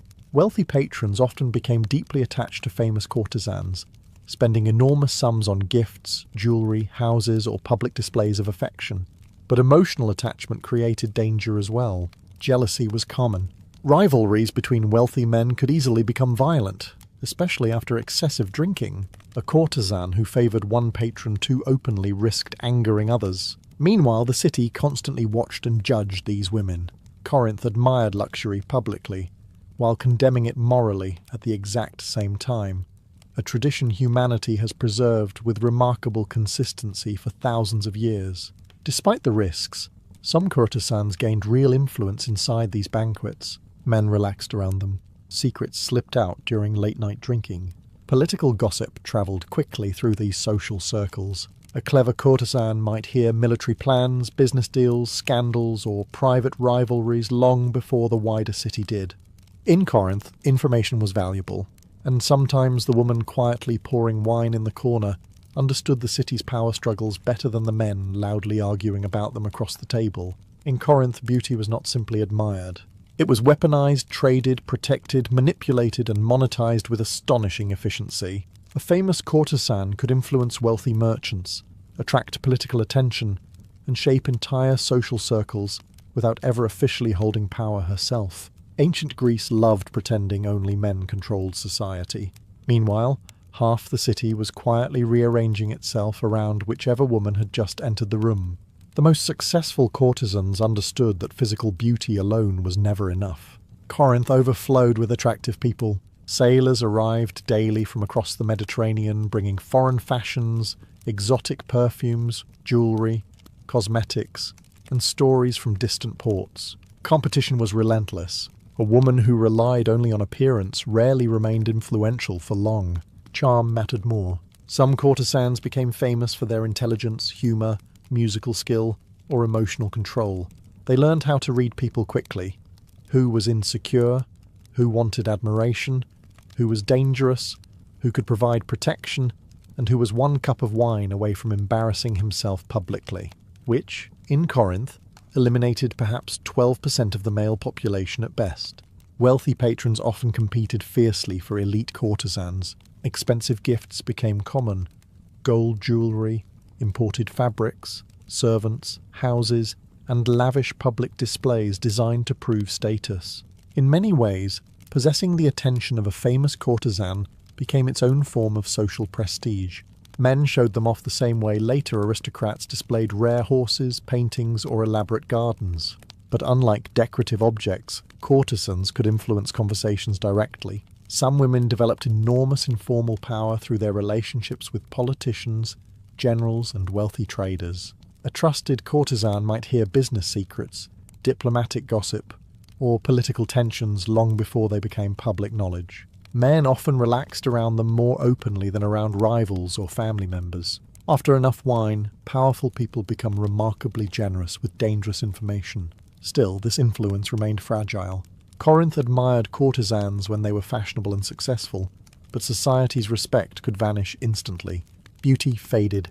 Younger rivals appeared constantly. Patrons lost fortunes, changed loyalties, or became obsessed with someone new. A woman celebrated one year might struggle to survive the next. And beneath all the luxury existed the exhausting reality of performance. Every smile, gesture, conversation, and appearance carried calculation behind it. Courtesans needed to appear desirable without seeming desperate, intelligent without threatening male pride, emotionally warm without surrendering independence. It was a delicate balancing act performed nightly before wealthy audiences already halfway drunk. Corinth rewarded beauty generously, but only as long as beauty continued entertaining the city successfully. Corinth could make a courtesan wealthy, admired, and influential. It could also ruin her with one rumour whispered at the right banquet table. Competition between courtesans was constant.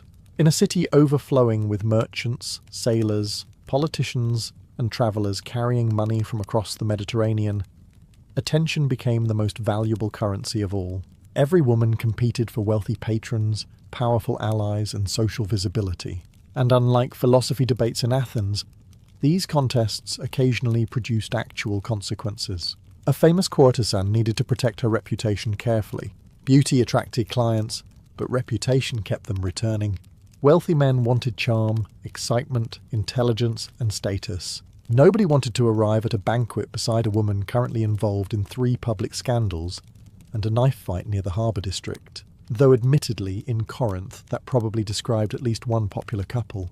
Gossip spread through the city with terrifying speed. Sailors carried stories from tavern to tavern. Servants overheard conversations inside wealthy homes. Merchants exchanged rumours while negotiating prices at the market. One accusation, greed, betrayal, theft, disloyalty, or sleeping with the wrong man, could damage a courtesan's career overnight. Jealousy made everything worse. Powerful patrons often became possessive. A wealthy merchant financing expensive clothing and jewellery rarely enjoyed discovering his favourite companion entertaining a political rival the following evening. Some men attempted to control courtesans completely through gifts, money, or threats. Others became emotionally obsessed, mistaking purchased attention for permanent devotion. Human history has maintained this misunderstanding with remarkable consistency. Courtesans therefore needed more than beauty and charm. They needed strategy. A successful woman learned how to balance relationships carefully without appearing disloyal to anyone important. She needed allies among servants, musicians, merchants, and guards. She needed financial independence whenever possible. Most importantly, she needed to understand when powerful men became dangerous, because Corinth's luxury concealed real brutality underneath. A courtesan, losing favour, might suddenly lose housing, protection, income, or social access all at once. Aging brought constant anxiety. Younger women arrived continually from other cities, carrying fresh beauty and unfamiliar charm. Corinth celebrated youth aggressively and forgot older favourites with astonishing speed. And yet many courtesans survived by becoming experts in human behaviour. They understood vanity, loneliness, ambition, and weakness better than most philosophers ever could. While elite men debated honour and politics over wine, the women entertaining them quietly mastered the far more practical skill of staying alive in a city addicted to desire. In Corinth, survival often depended on reading a room faster than anyone else inside it. Towering above Corinth stood the temple of Aphrodite, goddess of love, beauty, desire, and judging by ancient Greek mythology, extremely complicated personal relationships. The temple overlooked the city from the Acrocorinth, the massive hill fortress rising high above the crowded streets and harbours below. Sailors approaching Corinth could see it from far away, gleaming over one of the wealthiest and most infamous cities in Greece. To outsiders, Corinth quickly became associated with luxury, temptation, and excess. Ancient writers spoke about the city with equal parts fascination and moral panic, which usually means people were secretly very interested in visiting. Over time, stories spread claiming the temple of Aphrodite employed large numbers of sacred prostitutes devoted to the goddess. Ancient sources exaggerated heavily at times, and historians still debate how much of this reputation reflected reality versus scandalized rumor. Greeks loved gossip almost as much as wine, and Corinth provided endless material for both. Still, religion and desire were deeply connected in the city's identity. Festivals honoring Aphrodite filled Corinth with music, processions, offerings, perfumes, dancing, and celebrations lasting deep into the night. Wealthy visitors donated enormous sums to temples while simultaneously making terrible personal decisions nearby. Ancient religion often blended spirituality and spectacle together so thoroughly that separating them became impossible. For courtesans, association with Aphrodite carried symbolic power. Beauty, seduction, elegance, and charm were not merely personal traits. They became almost sacred qualities connected to the goddess herself. A famous courtesan could cultivate an image that felt larger than ordinary life, presenting herself as refined, untouchable, and nearly divine in the eyes of wealthy admirers. Of course, behind every divine beauty stood exhausted servants arranging jewellery, preparing cosmetics, styling hair, and trying desperately to keep drunk merchants from vomiting on expensive carpets. Reality always ruins mythology eventually. The temple's reputation also attracted endless criticism from other Greeks. Philosophers and moralists condemned Corinth as corrupt and indulgent. Athenians especially enjoyed criticising Corinthian excess, while simultaneously importing its luxury goods and visiting its harbours constantly. Ancient hypocrisy was already functioning at elite levels long before modern politics perfected it. Yet the reputation endured because Corinth represented something larger than simple pleasure. The city embodied temptation itself. Wealth, beauty, opportunity, ambition, freedom, and danger, all packed tightly together between crowded harbours and glowing banquet halls. And for many courtesans, the temple of Aphrodite standing above the city served as a constant reminder of both their power and their fragility. In Corinth, beauty could elevate a woman almost to legend. But legends, unfortunately, still needed to survive the next evening. Corinth adored beauty, but it adored new beauty even more. For young courtesans at the height of their popularity, the city could feel intoxicating. Wealthy patrons competed for attention. Expensive gifts arrived constantly. Invitations to banquets, festivals, and elite gatherings filled entire weeks. A famous courtesan might walk through the streets surrounded by perfumes, jewellery, servants, and whispered admiration from strangers. But beneath the luxury existed a quiet fear that never fully disappeared: time. A courtesan's success depended heavily on maintaining attraction in a city permanently flooded with younger competitors. New ships arrived daily carrying merchants, entertainers, slaves, dancers, and women seeking opportunities of their own. Corinth consumed novelty endlessly. What fascinated the city one year could become old news by the next festival season. Many courtesans understood this early and tried to prepare carefully. Some saved money, purchased property, or invested in businesses through trusted associates. Others attempted to secure long-term protection from wealthy patrons. A few managed to transition into respected hostesses, musicians, or managers, overseeing younger women entering elite social circles. Others were not so fortunate. Aging in Corinth could be brutal. Patrons lost interest. Invitations became less frequent. Wealth disappeared quickly once expensive lifestyles could no longer be maintained. A woman celebrated at lavish banquets in her youth might later struggle quietly in poverty, while watching younger courtesans occupy the same rooms she once dominated. And Corinth rarely rewarded loyalty. The same men who once praised a woman's beauty endlessly often vanished once her influence faded. Public admiration in ancient cities was astonishingly temporary.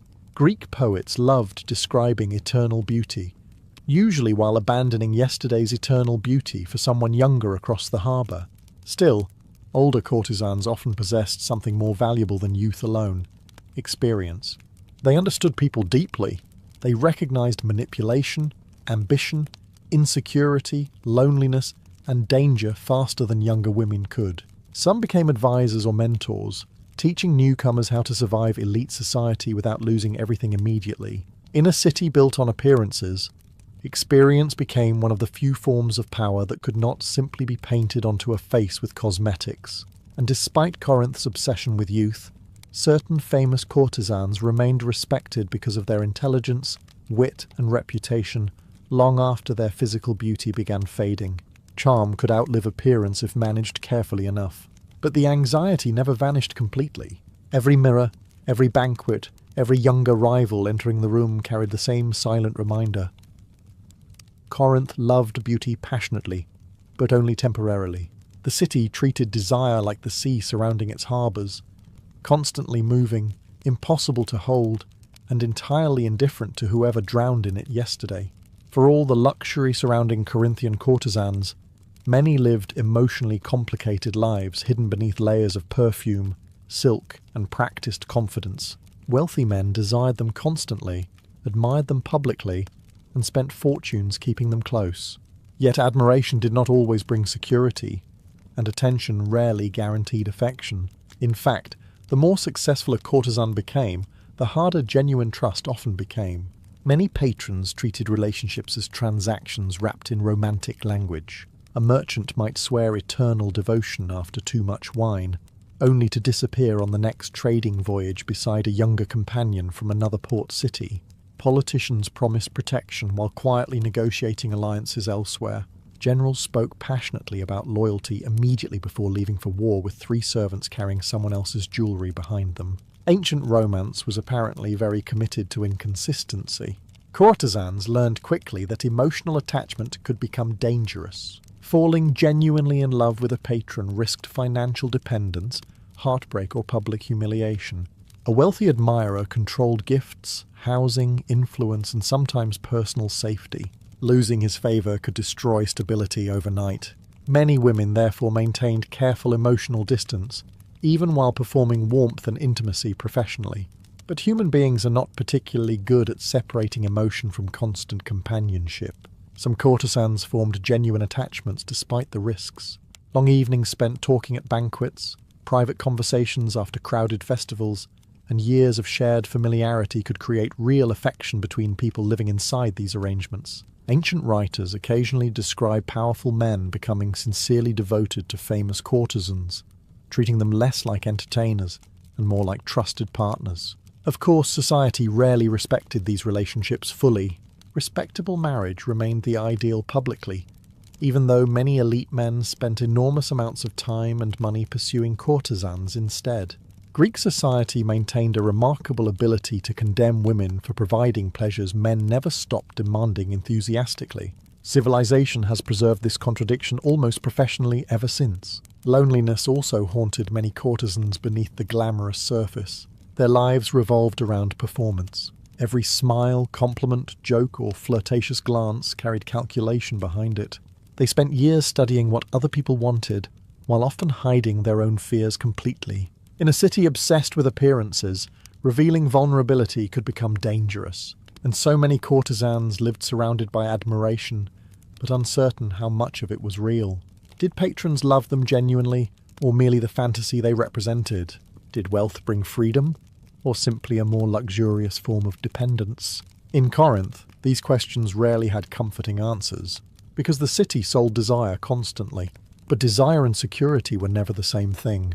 For centuries, Corinth thrived as one of the Mediterranean's richest and most seductive cities. Its harbours overflowed with trade, its markets glittered with imported luxuries, and its nights stretched endlessly beneath oil lamps, music, and the sound of merchants losing money confidently. The city built its identity around movement, desire, and opportunity. And for a time, the courtesans of Corinth stood at the centre of that world. They entertained powerful men, shaped elite social circles, gathered secrets at banquets, and navigated a society that both admired and condemned them simultaneously. Some achieved remarkable wealth and influence. Others vanished quietly into poverty once age. Scandal or changing fortunes erased their place in the city's attention, because Corinth itself eventually changed. Wars disrupted trade routes. Political struggles weakened Greek independence. Foreign powers expanded across the Mediterranean. The proud city that once controlled enormous wealth gradually lost some of its old dominance as larger empires rose around it. Macedonia arrived. Later came Rome. And Rome naturally looked at Corinth and thought, "Wonderful city. We'll be taking that now." In 146 BC, the Roman general Lucius Mummius destroyed Corinth after a major uprising. The city was burned, looted, and devastated. Wealth disappeared. Temples collapsed. Families scattered. The famous luxury and glamour that once defined Corinth vanished beneath violence and ash. Ancient cities often lived dramatically and died even more dramatically. Corinth would later be rebuilt under Roman rule, but it never fully recovered the same identity it once possessed during its Greek height. The old world of elite Greek banquets, famous hetairai, and bustling harbour rivalries slowly faded into history and legend. Yet the reputation endured. Even centuries later, writers still spoke about Corinth as a symbol of wealth, temptation, beauty, and excess. The courtesans became part of that mythology, figures representing both freedom and vulnerability, inside one of antiquity's most restless cities. And perhaps that is why their stories remain fascinating. Because beneath the glamorous image existed something deeply human. These women were not simply symbols of pleasure or scandal. They were survivors navigating a harsh and competitive world using intelligence, beauty, charm, strategy, and emotional control. They lived inside a society built largely by powerful men, while somehow finding ways to influence that society from within its shadows. Not every courtesan became wealthy. Not every story ended happily. Corinth rewarded success brilliantly and punished weakness without hesitation. But for a brief moment in ancient history, some women in Corinth managed to turn attention itself into power, which is impressive, considering most of the men surrounding them could barely survive a banquet without arguing, crying, or falling asleep beside a wine jug. Before Alexander the Great conquered Persia, marched across deserts, founded cities from Egypt to Central Asia, and developed the deeply modest ambition of ruling most of the known world, he was a boy standing beside his father in a dusty Macedonian field, watching grown men lose arguments against a horse. The horse was massive, coal-black, muscular, wild-eyed, and violently unpredictable. The animal terrified nearly everyone who approached him. Traders had brought the horse to King Philip II of Macedon, hoping to sell him for an enormous price. They claimed the beast possessed unmatched strength and speed. What they neglected to emphasize quite enough was that the horse also seemed possessed by the spirit of absolute hatred. The moment riders approached, chaos began. Bucephalus reared violently, kicked the air, snapped at handlers, and threw experienced horsemen directly into the dirt with impressive efficiency. One rider barely managed to climb onto the saddle before being launched sideways like discarded laundry. Another lost control immediately and stumbled backward, while the horse screamed and charged across the field.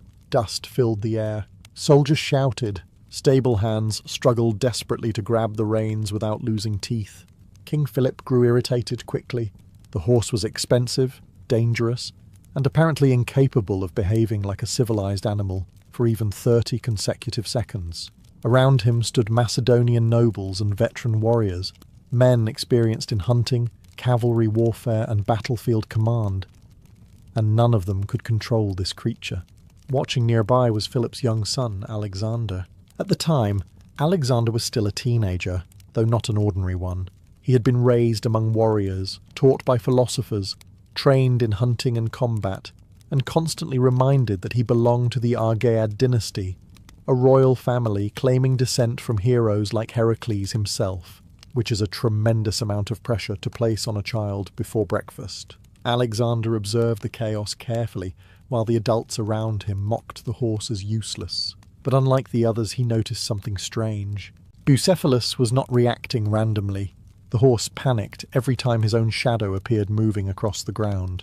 While experienced men cursed the animal and called for it to be removed, Alexander stepped forward calmly and announced that the horse could be tamed. The older men laughed immediately. A prince embarrassing himself publicly before hardened cavalrymen rarely ends well. But history occasionally changes because one stubborn boy decides everyone older than him is wrong. And unfortunately for the rest of the world, Alexander was usually very confident about that. While the grown men around him argued, cursed, and dusted themselves off after losing battles against a horse, young Alexander kept watching Bucephalus carefully. That alone already separated him from most people in the field. The others saw only a dangerous animal. Alexander saw a pattern. Every time Bucephalus turned a certain direction, he panicked violently. His muscles tightened, his eyes widened, and he lashed out at anyone nearby. But when he faced toward the sun, he calmed slightly. The horse was not simply savage or untamable. He was frightened by the movement of his own shadow across the ground. Alexander noticed this, while fully grown cavalrymen apparently remained committed to the military strategy of pull harder on the reins and hope for the best. According to ancient accounts, Alexander turned to his father and criticized the men handling the horse, declaring they were ruining a magnificent animal through incompetence, which is an extraordinarily bold thing for a teenager to say publicly to experienced warriors surrounding the king of Macedon. Philip reportedly laughed at first. Everyone did. The prince was young, ambitious, intelligent, and already known for possessing dangerous amounts of confidence. Macedonia's nobles likely assumed this would end with Alexander flying through the air directly into a patch of dirt like everyone else before him. But Alexander insisted. He even offered to pay for the horse himself if he failed to tame it. An impressive promise, considering he was still technically spending his father's money. History's greatest conqueror was already making reckless financial bets before adulthood. Finally, Philip allowed him to try. The field grew quieter as Alexander approached Bucephalus slowly. Unlike the others, he did not yank the reins or attempt to overpower the animal immediately. Instead, he spoke calmly, stroked the horse gently, and carefully turned him toward the sunlight so the shadow disappeared behind him. The change was immediate. Bucephalus stopped fighting quite so violently. The horse still trembled with nervous energy, but Alexander had identified the true problem: fear, not aggression. While everyone else saw stubbornness, Alexander saw panic. That moment mattered enormously, because the scene revealed something far more important than simple bravery. Many men were brave enough to approach a dangerous horse. What shocked the crowd was Alexander's ability to observe carefully, think differently, and remain calm, while others reacted emotionally. In other words, the adults watching the field suddenly realized something uncomfortable. The prince was not merely fearless. He was intelligent in a way that could become extremely dangerous, once combined with power, ambition, and an army. The entire field watched as Alexander prepared to mount the horse. No one expected success. Most likely expected entertainment. Macedonian nobles had just spent the afternoon watching trained riders get humiliated publicly by a horse with the temperament of an angry thunderstorm. Now, a teenage prince was calmly walking toward the same animal, as though this were all perfectly reasonable. Bucephalus still snorted violently, muscles tense beneath his dark coat. The horse pawed the ground nervously while sunlight flashed across his eyes. One wrong movement could send him exploding into panic again. Stable hands stood ready to jump backward at any moment, which, to be fair, had already become their primary occupation for the day. But Alexander stayed calm. He continued speaking softly to the horse while holding the reins firmly. Ancient sources describe him stroking Bucephalus and gradually gaining the animal's trust. More importantly, Alexander kept the horse facing directly toward the sun, so the shadow remained behind him. While the adults nearby focused on controlling the horse physically, Alexander focused on removing the horse's fear entirely. It was a surprisingly intelligent solution for someone still young enough to be lectured about responsibility by his parents. Slowly, Bucephalus settled. The wild rearing stopped. The violent snapping eased. Alexander waited patiently for the exact moment the horse relaxed just enough, then mounted him in one smooth motion. And suddenly the entire field held its breath.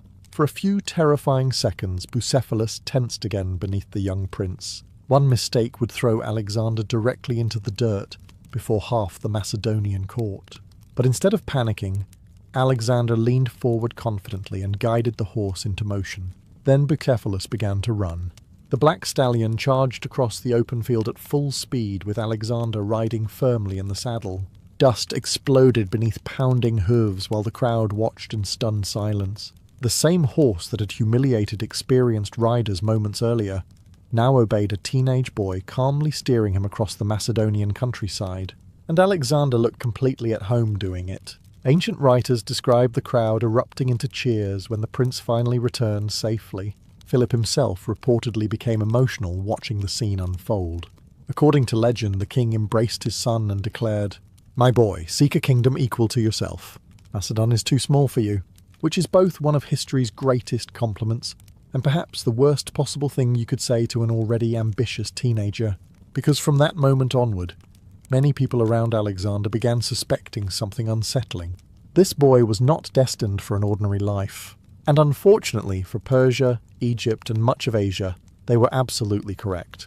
When Alexander rode Bucephalus back across the field, something had changed.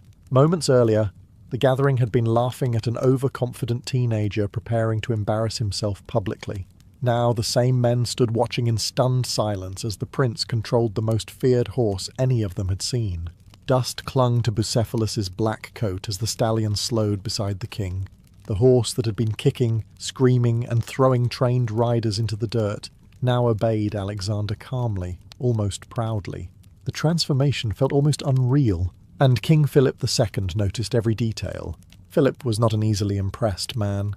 He had spent years rebuilding Macedon into a military powerhouse through warfare, political alliances, assassinations, reforms, and relentless ambition. This was a king who measured people constantly. Weakness irritated him, talent interested him, potential fascinated him. What he saw in Alexander that day unsettled him slightly. because the prince had demonstrated something beyond simple courage. Plenty of young nobles were brave.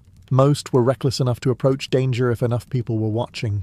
But Alexander had shown observation, patience, confidence, and intelligence under pressure.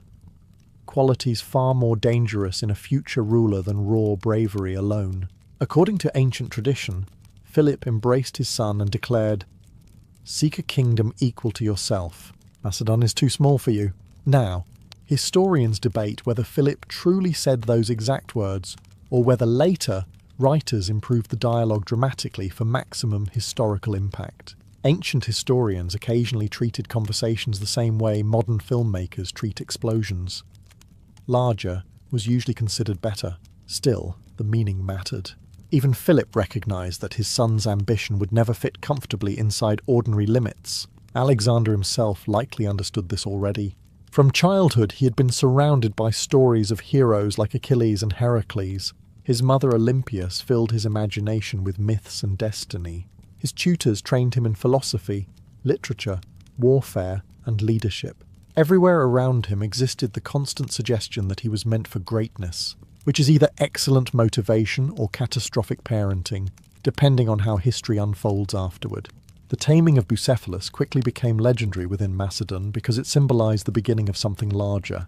The horse itself became tied permanently to Alexander's identity. Bucephalus would carry him into battles across Asia for years to come, surviving deserts, sieges, rivers, and bloody battlefields beside him. But on that day, none of that future existed yet. There was only a prince, a horse, and a growing realization spreading through the crowd that this boy possessed something difficult to define: the strange mixture of intelligence, fearlessness, and ambition that history tends to remember long after kingdoms collapse. After the field emptied and the excitement faded, Bucephalus did not disappear back into the royal stables as just another horse. He became Alexander's horse, and from that moment forward, the black stallion followed the young prince through nearly every major chapter of his life, carrying him from Macedonian training grounds to the edges of the known world itself. It is one of history's strangest and most enduring partnerships. A boy with limitless ambition and a horse too angry for anyone else to ride. In many ways, they suited each other perfectly. Alexander himself was already developing a reputation for intensity. He studied philosophy with Aristotle, trained constantly in warfare, hunted aggressively, and competed fiercely against other nobles. He admired heroes like Achilles obsessively, and reportedly kept a copy of Homer's Iliad close beside him, even during military campaigns later in life. Ordinary success never interested him much.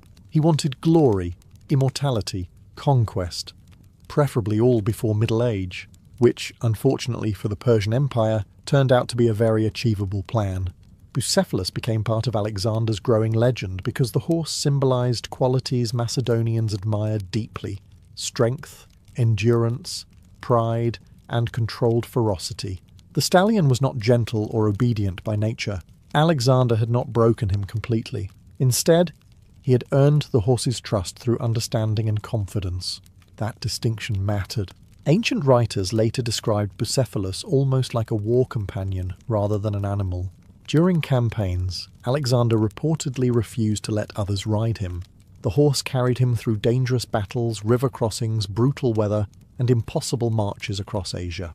Soldiers began seeing Bucephalus as inseparable from the king himself, and the legend kept growing. Stories spread that Bucephalus was unusually intelligent, fiercely loyal, and capable of recognizing Alexander's voice even in the chaos of battle. Some accounts were probably exaggerated over time, naturally.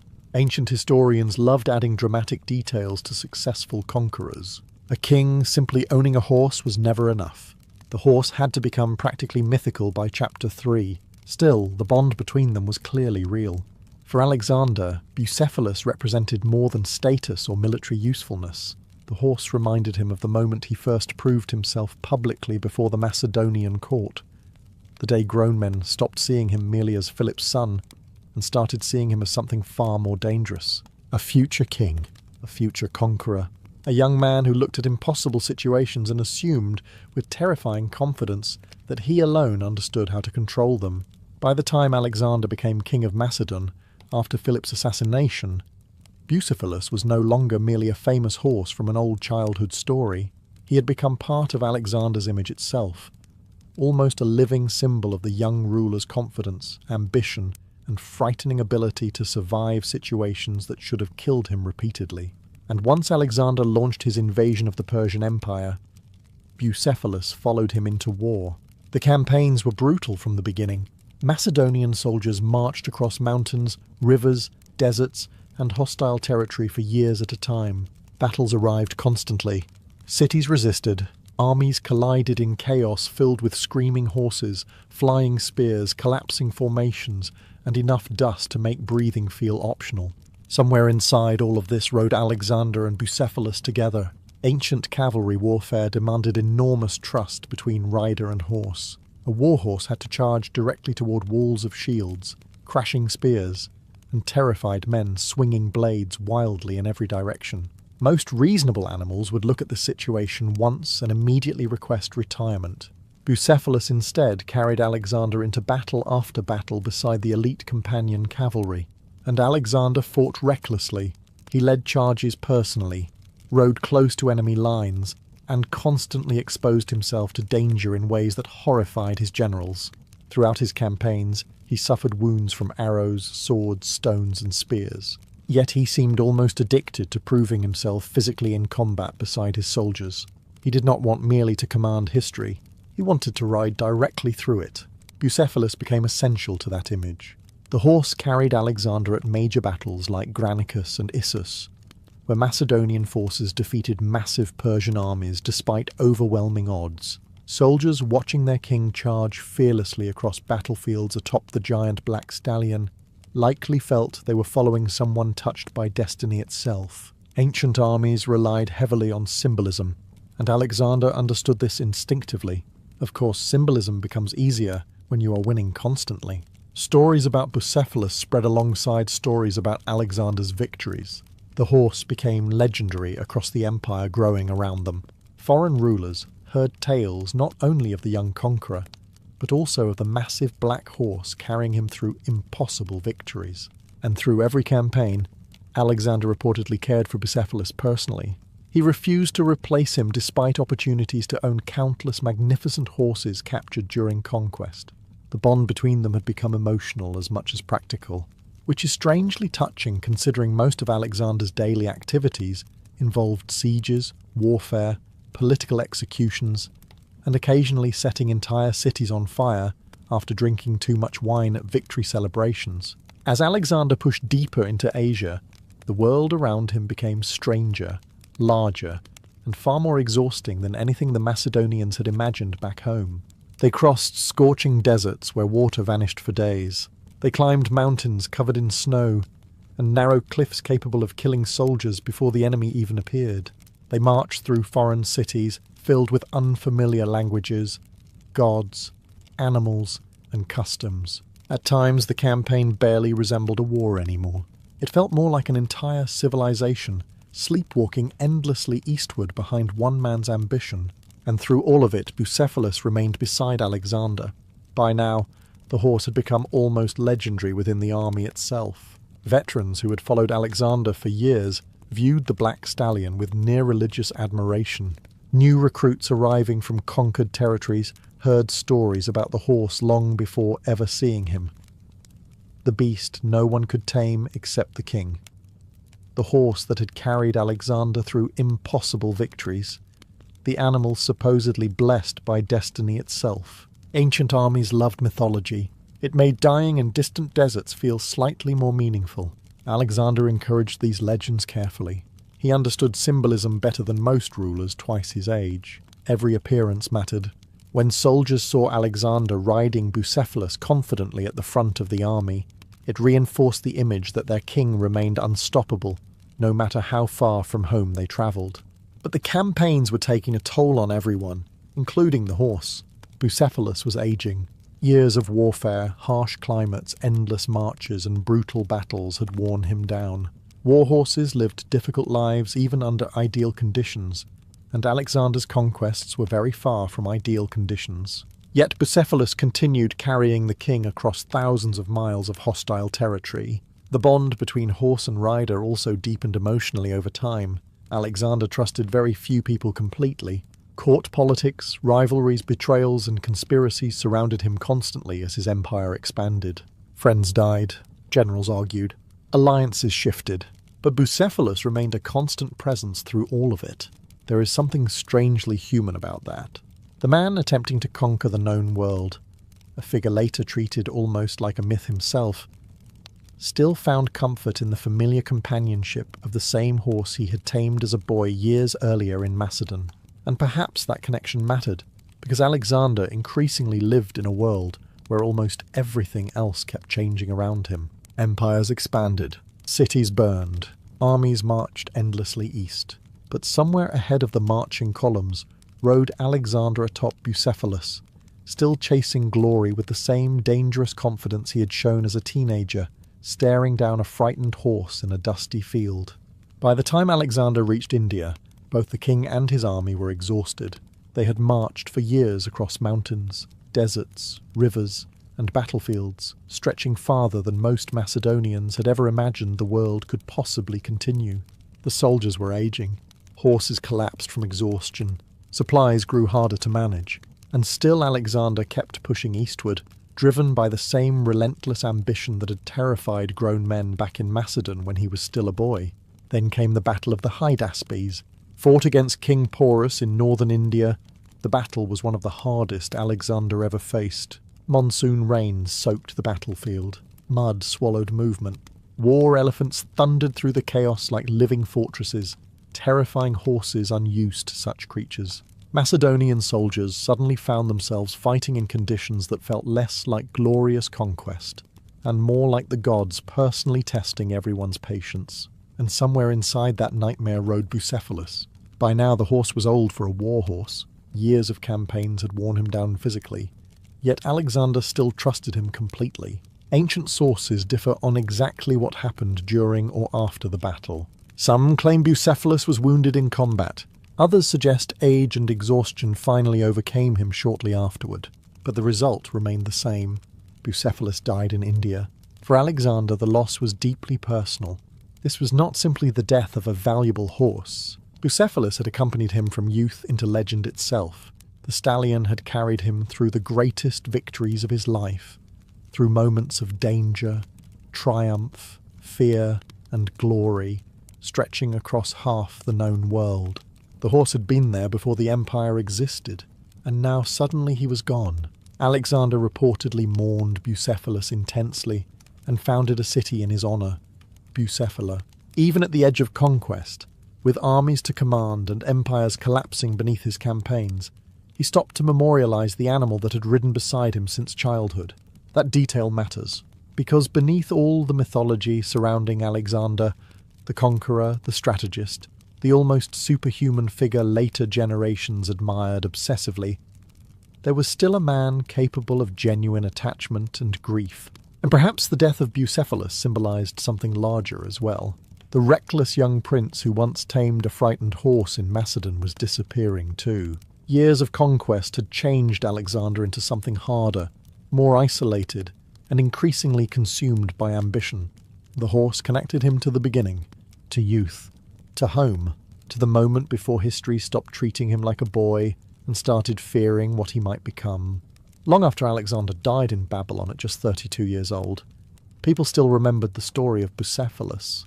They remembered the wild black horse no one could control.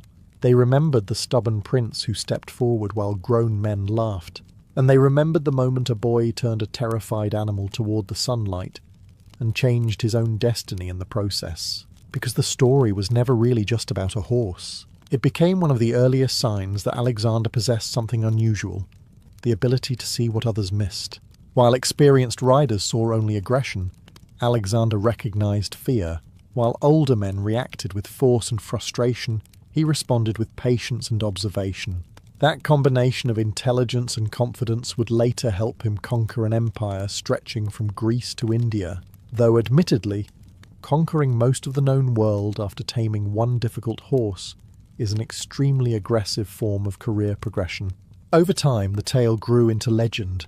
Ancient historians retold it constantly because it captured everything people found fascinating about Alexander. Youth, ambition, courage, intelligence, and the dangerous belief that impossible things could simply be solved if he approached them differently from everyone else. And for much of his life, that belief kept working. Alexander defeated armies larger than his own, crossed territories considered impassable, survived battles that should have killed him, and built one of history's greatest empires before reaching middle age.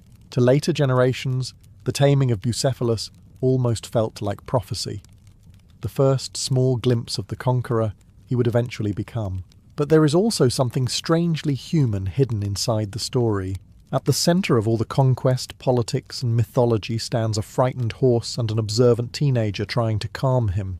Before Alexander became the Great, before cities carried his name and kings feared his armies, he succeeded because he paid attention carefully while everyone else relied on force.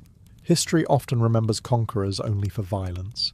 Yet one of Alexander's most famous moments came from understanding fear, rather than overpowering it. Of course, history also remembers what happened afterward. The endless campaigns, the burned cities, the shattered empires, and the terrifying ambition that pushed Alexander farther east, until even his exhausted soldiers finally refused to continue. So perhaps Philip was right when he looked at his son after the ride and realised Macedon was too small for him. Unfortunately for the rest of the ancient world, Alexander agreed completely, and somewhere inside all those future victories and disasters still lived the memory of a boy riding a once untamable horse across a dusty Macedonian field while history quietly began paying attention.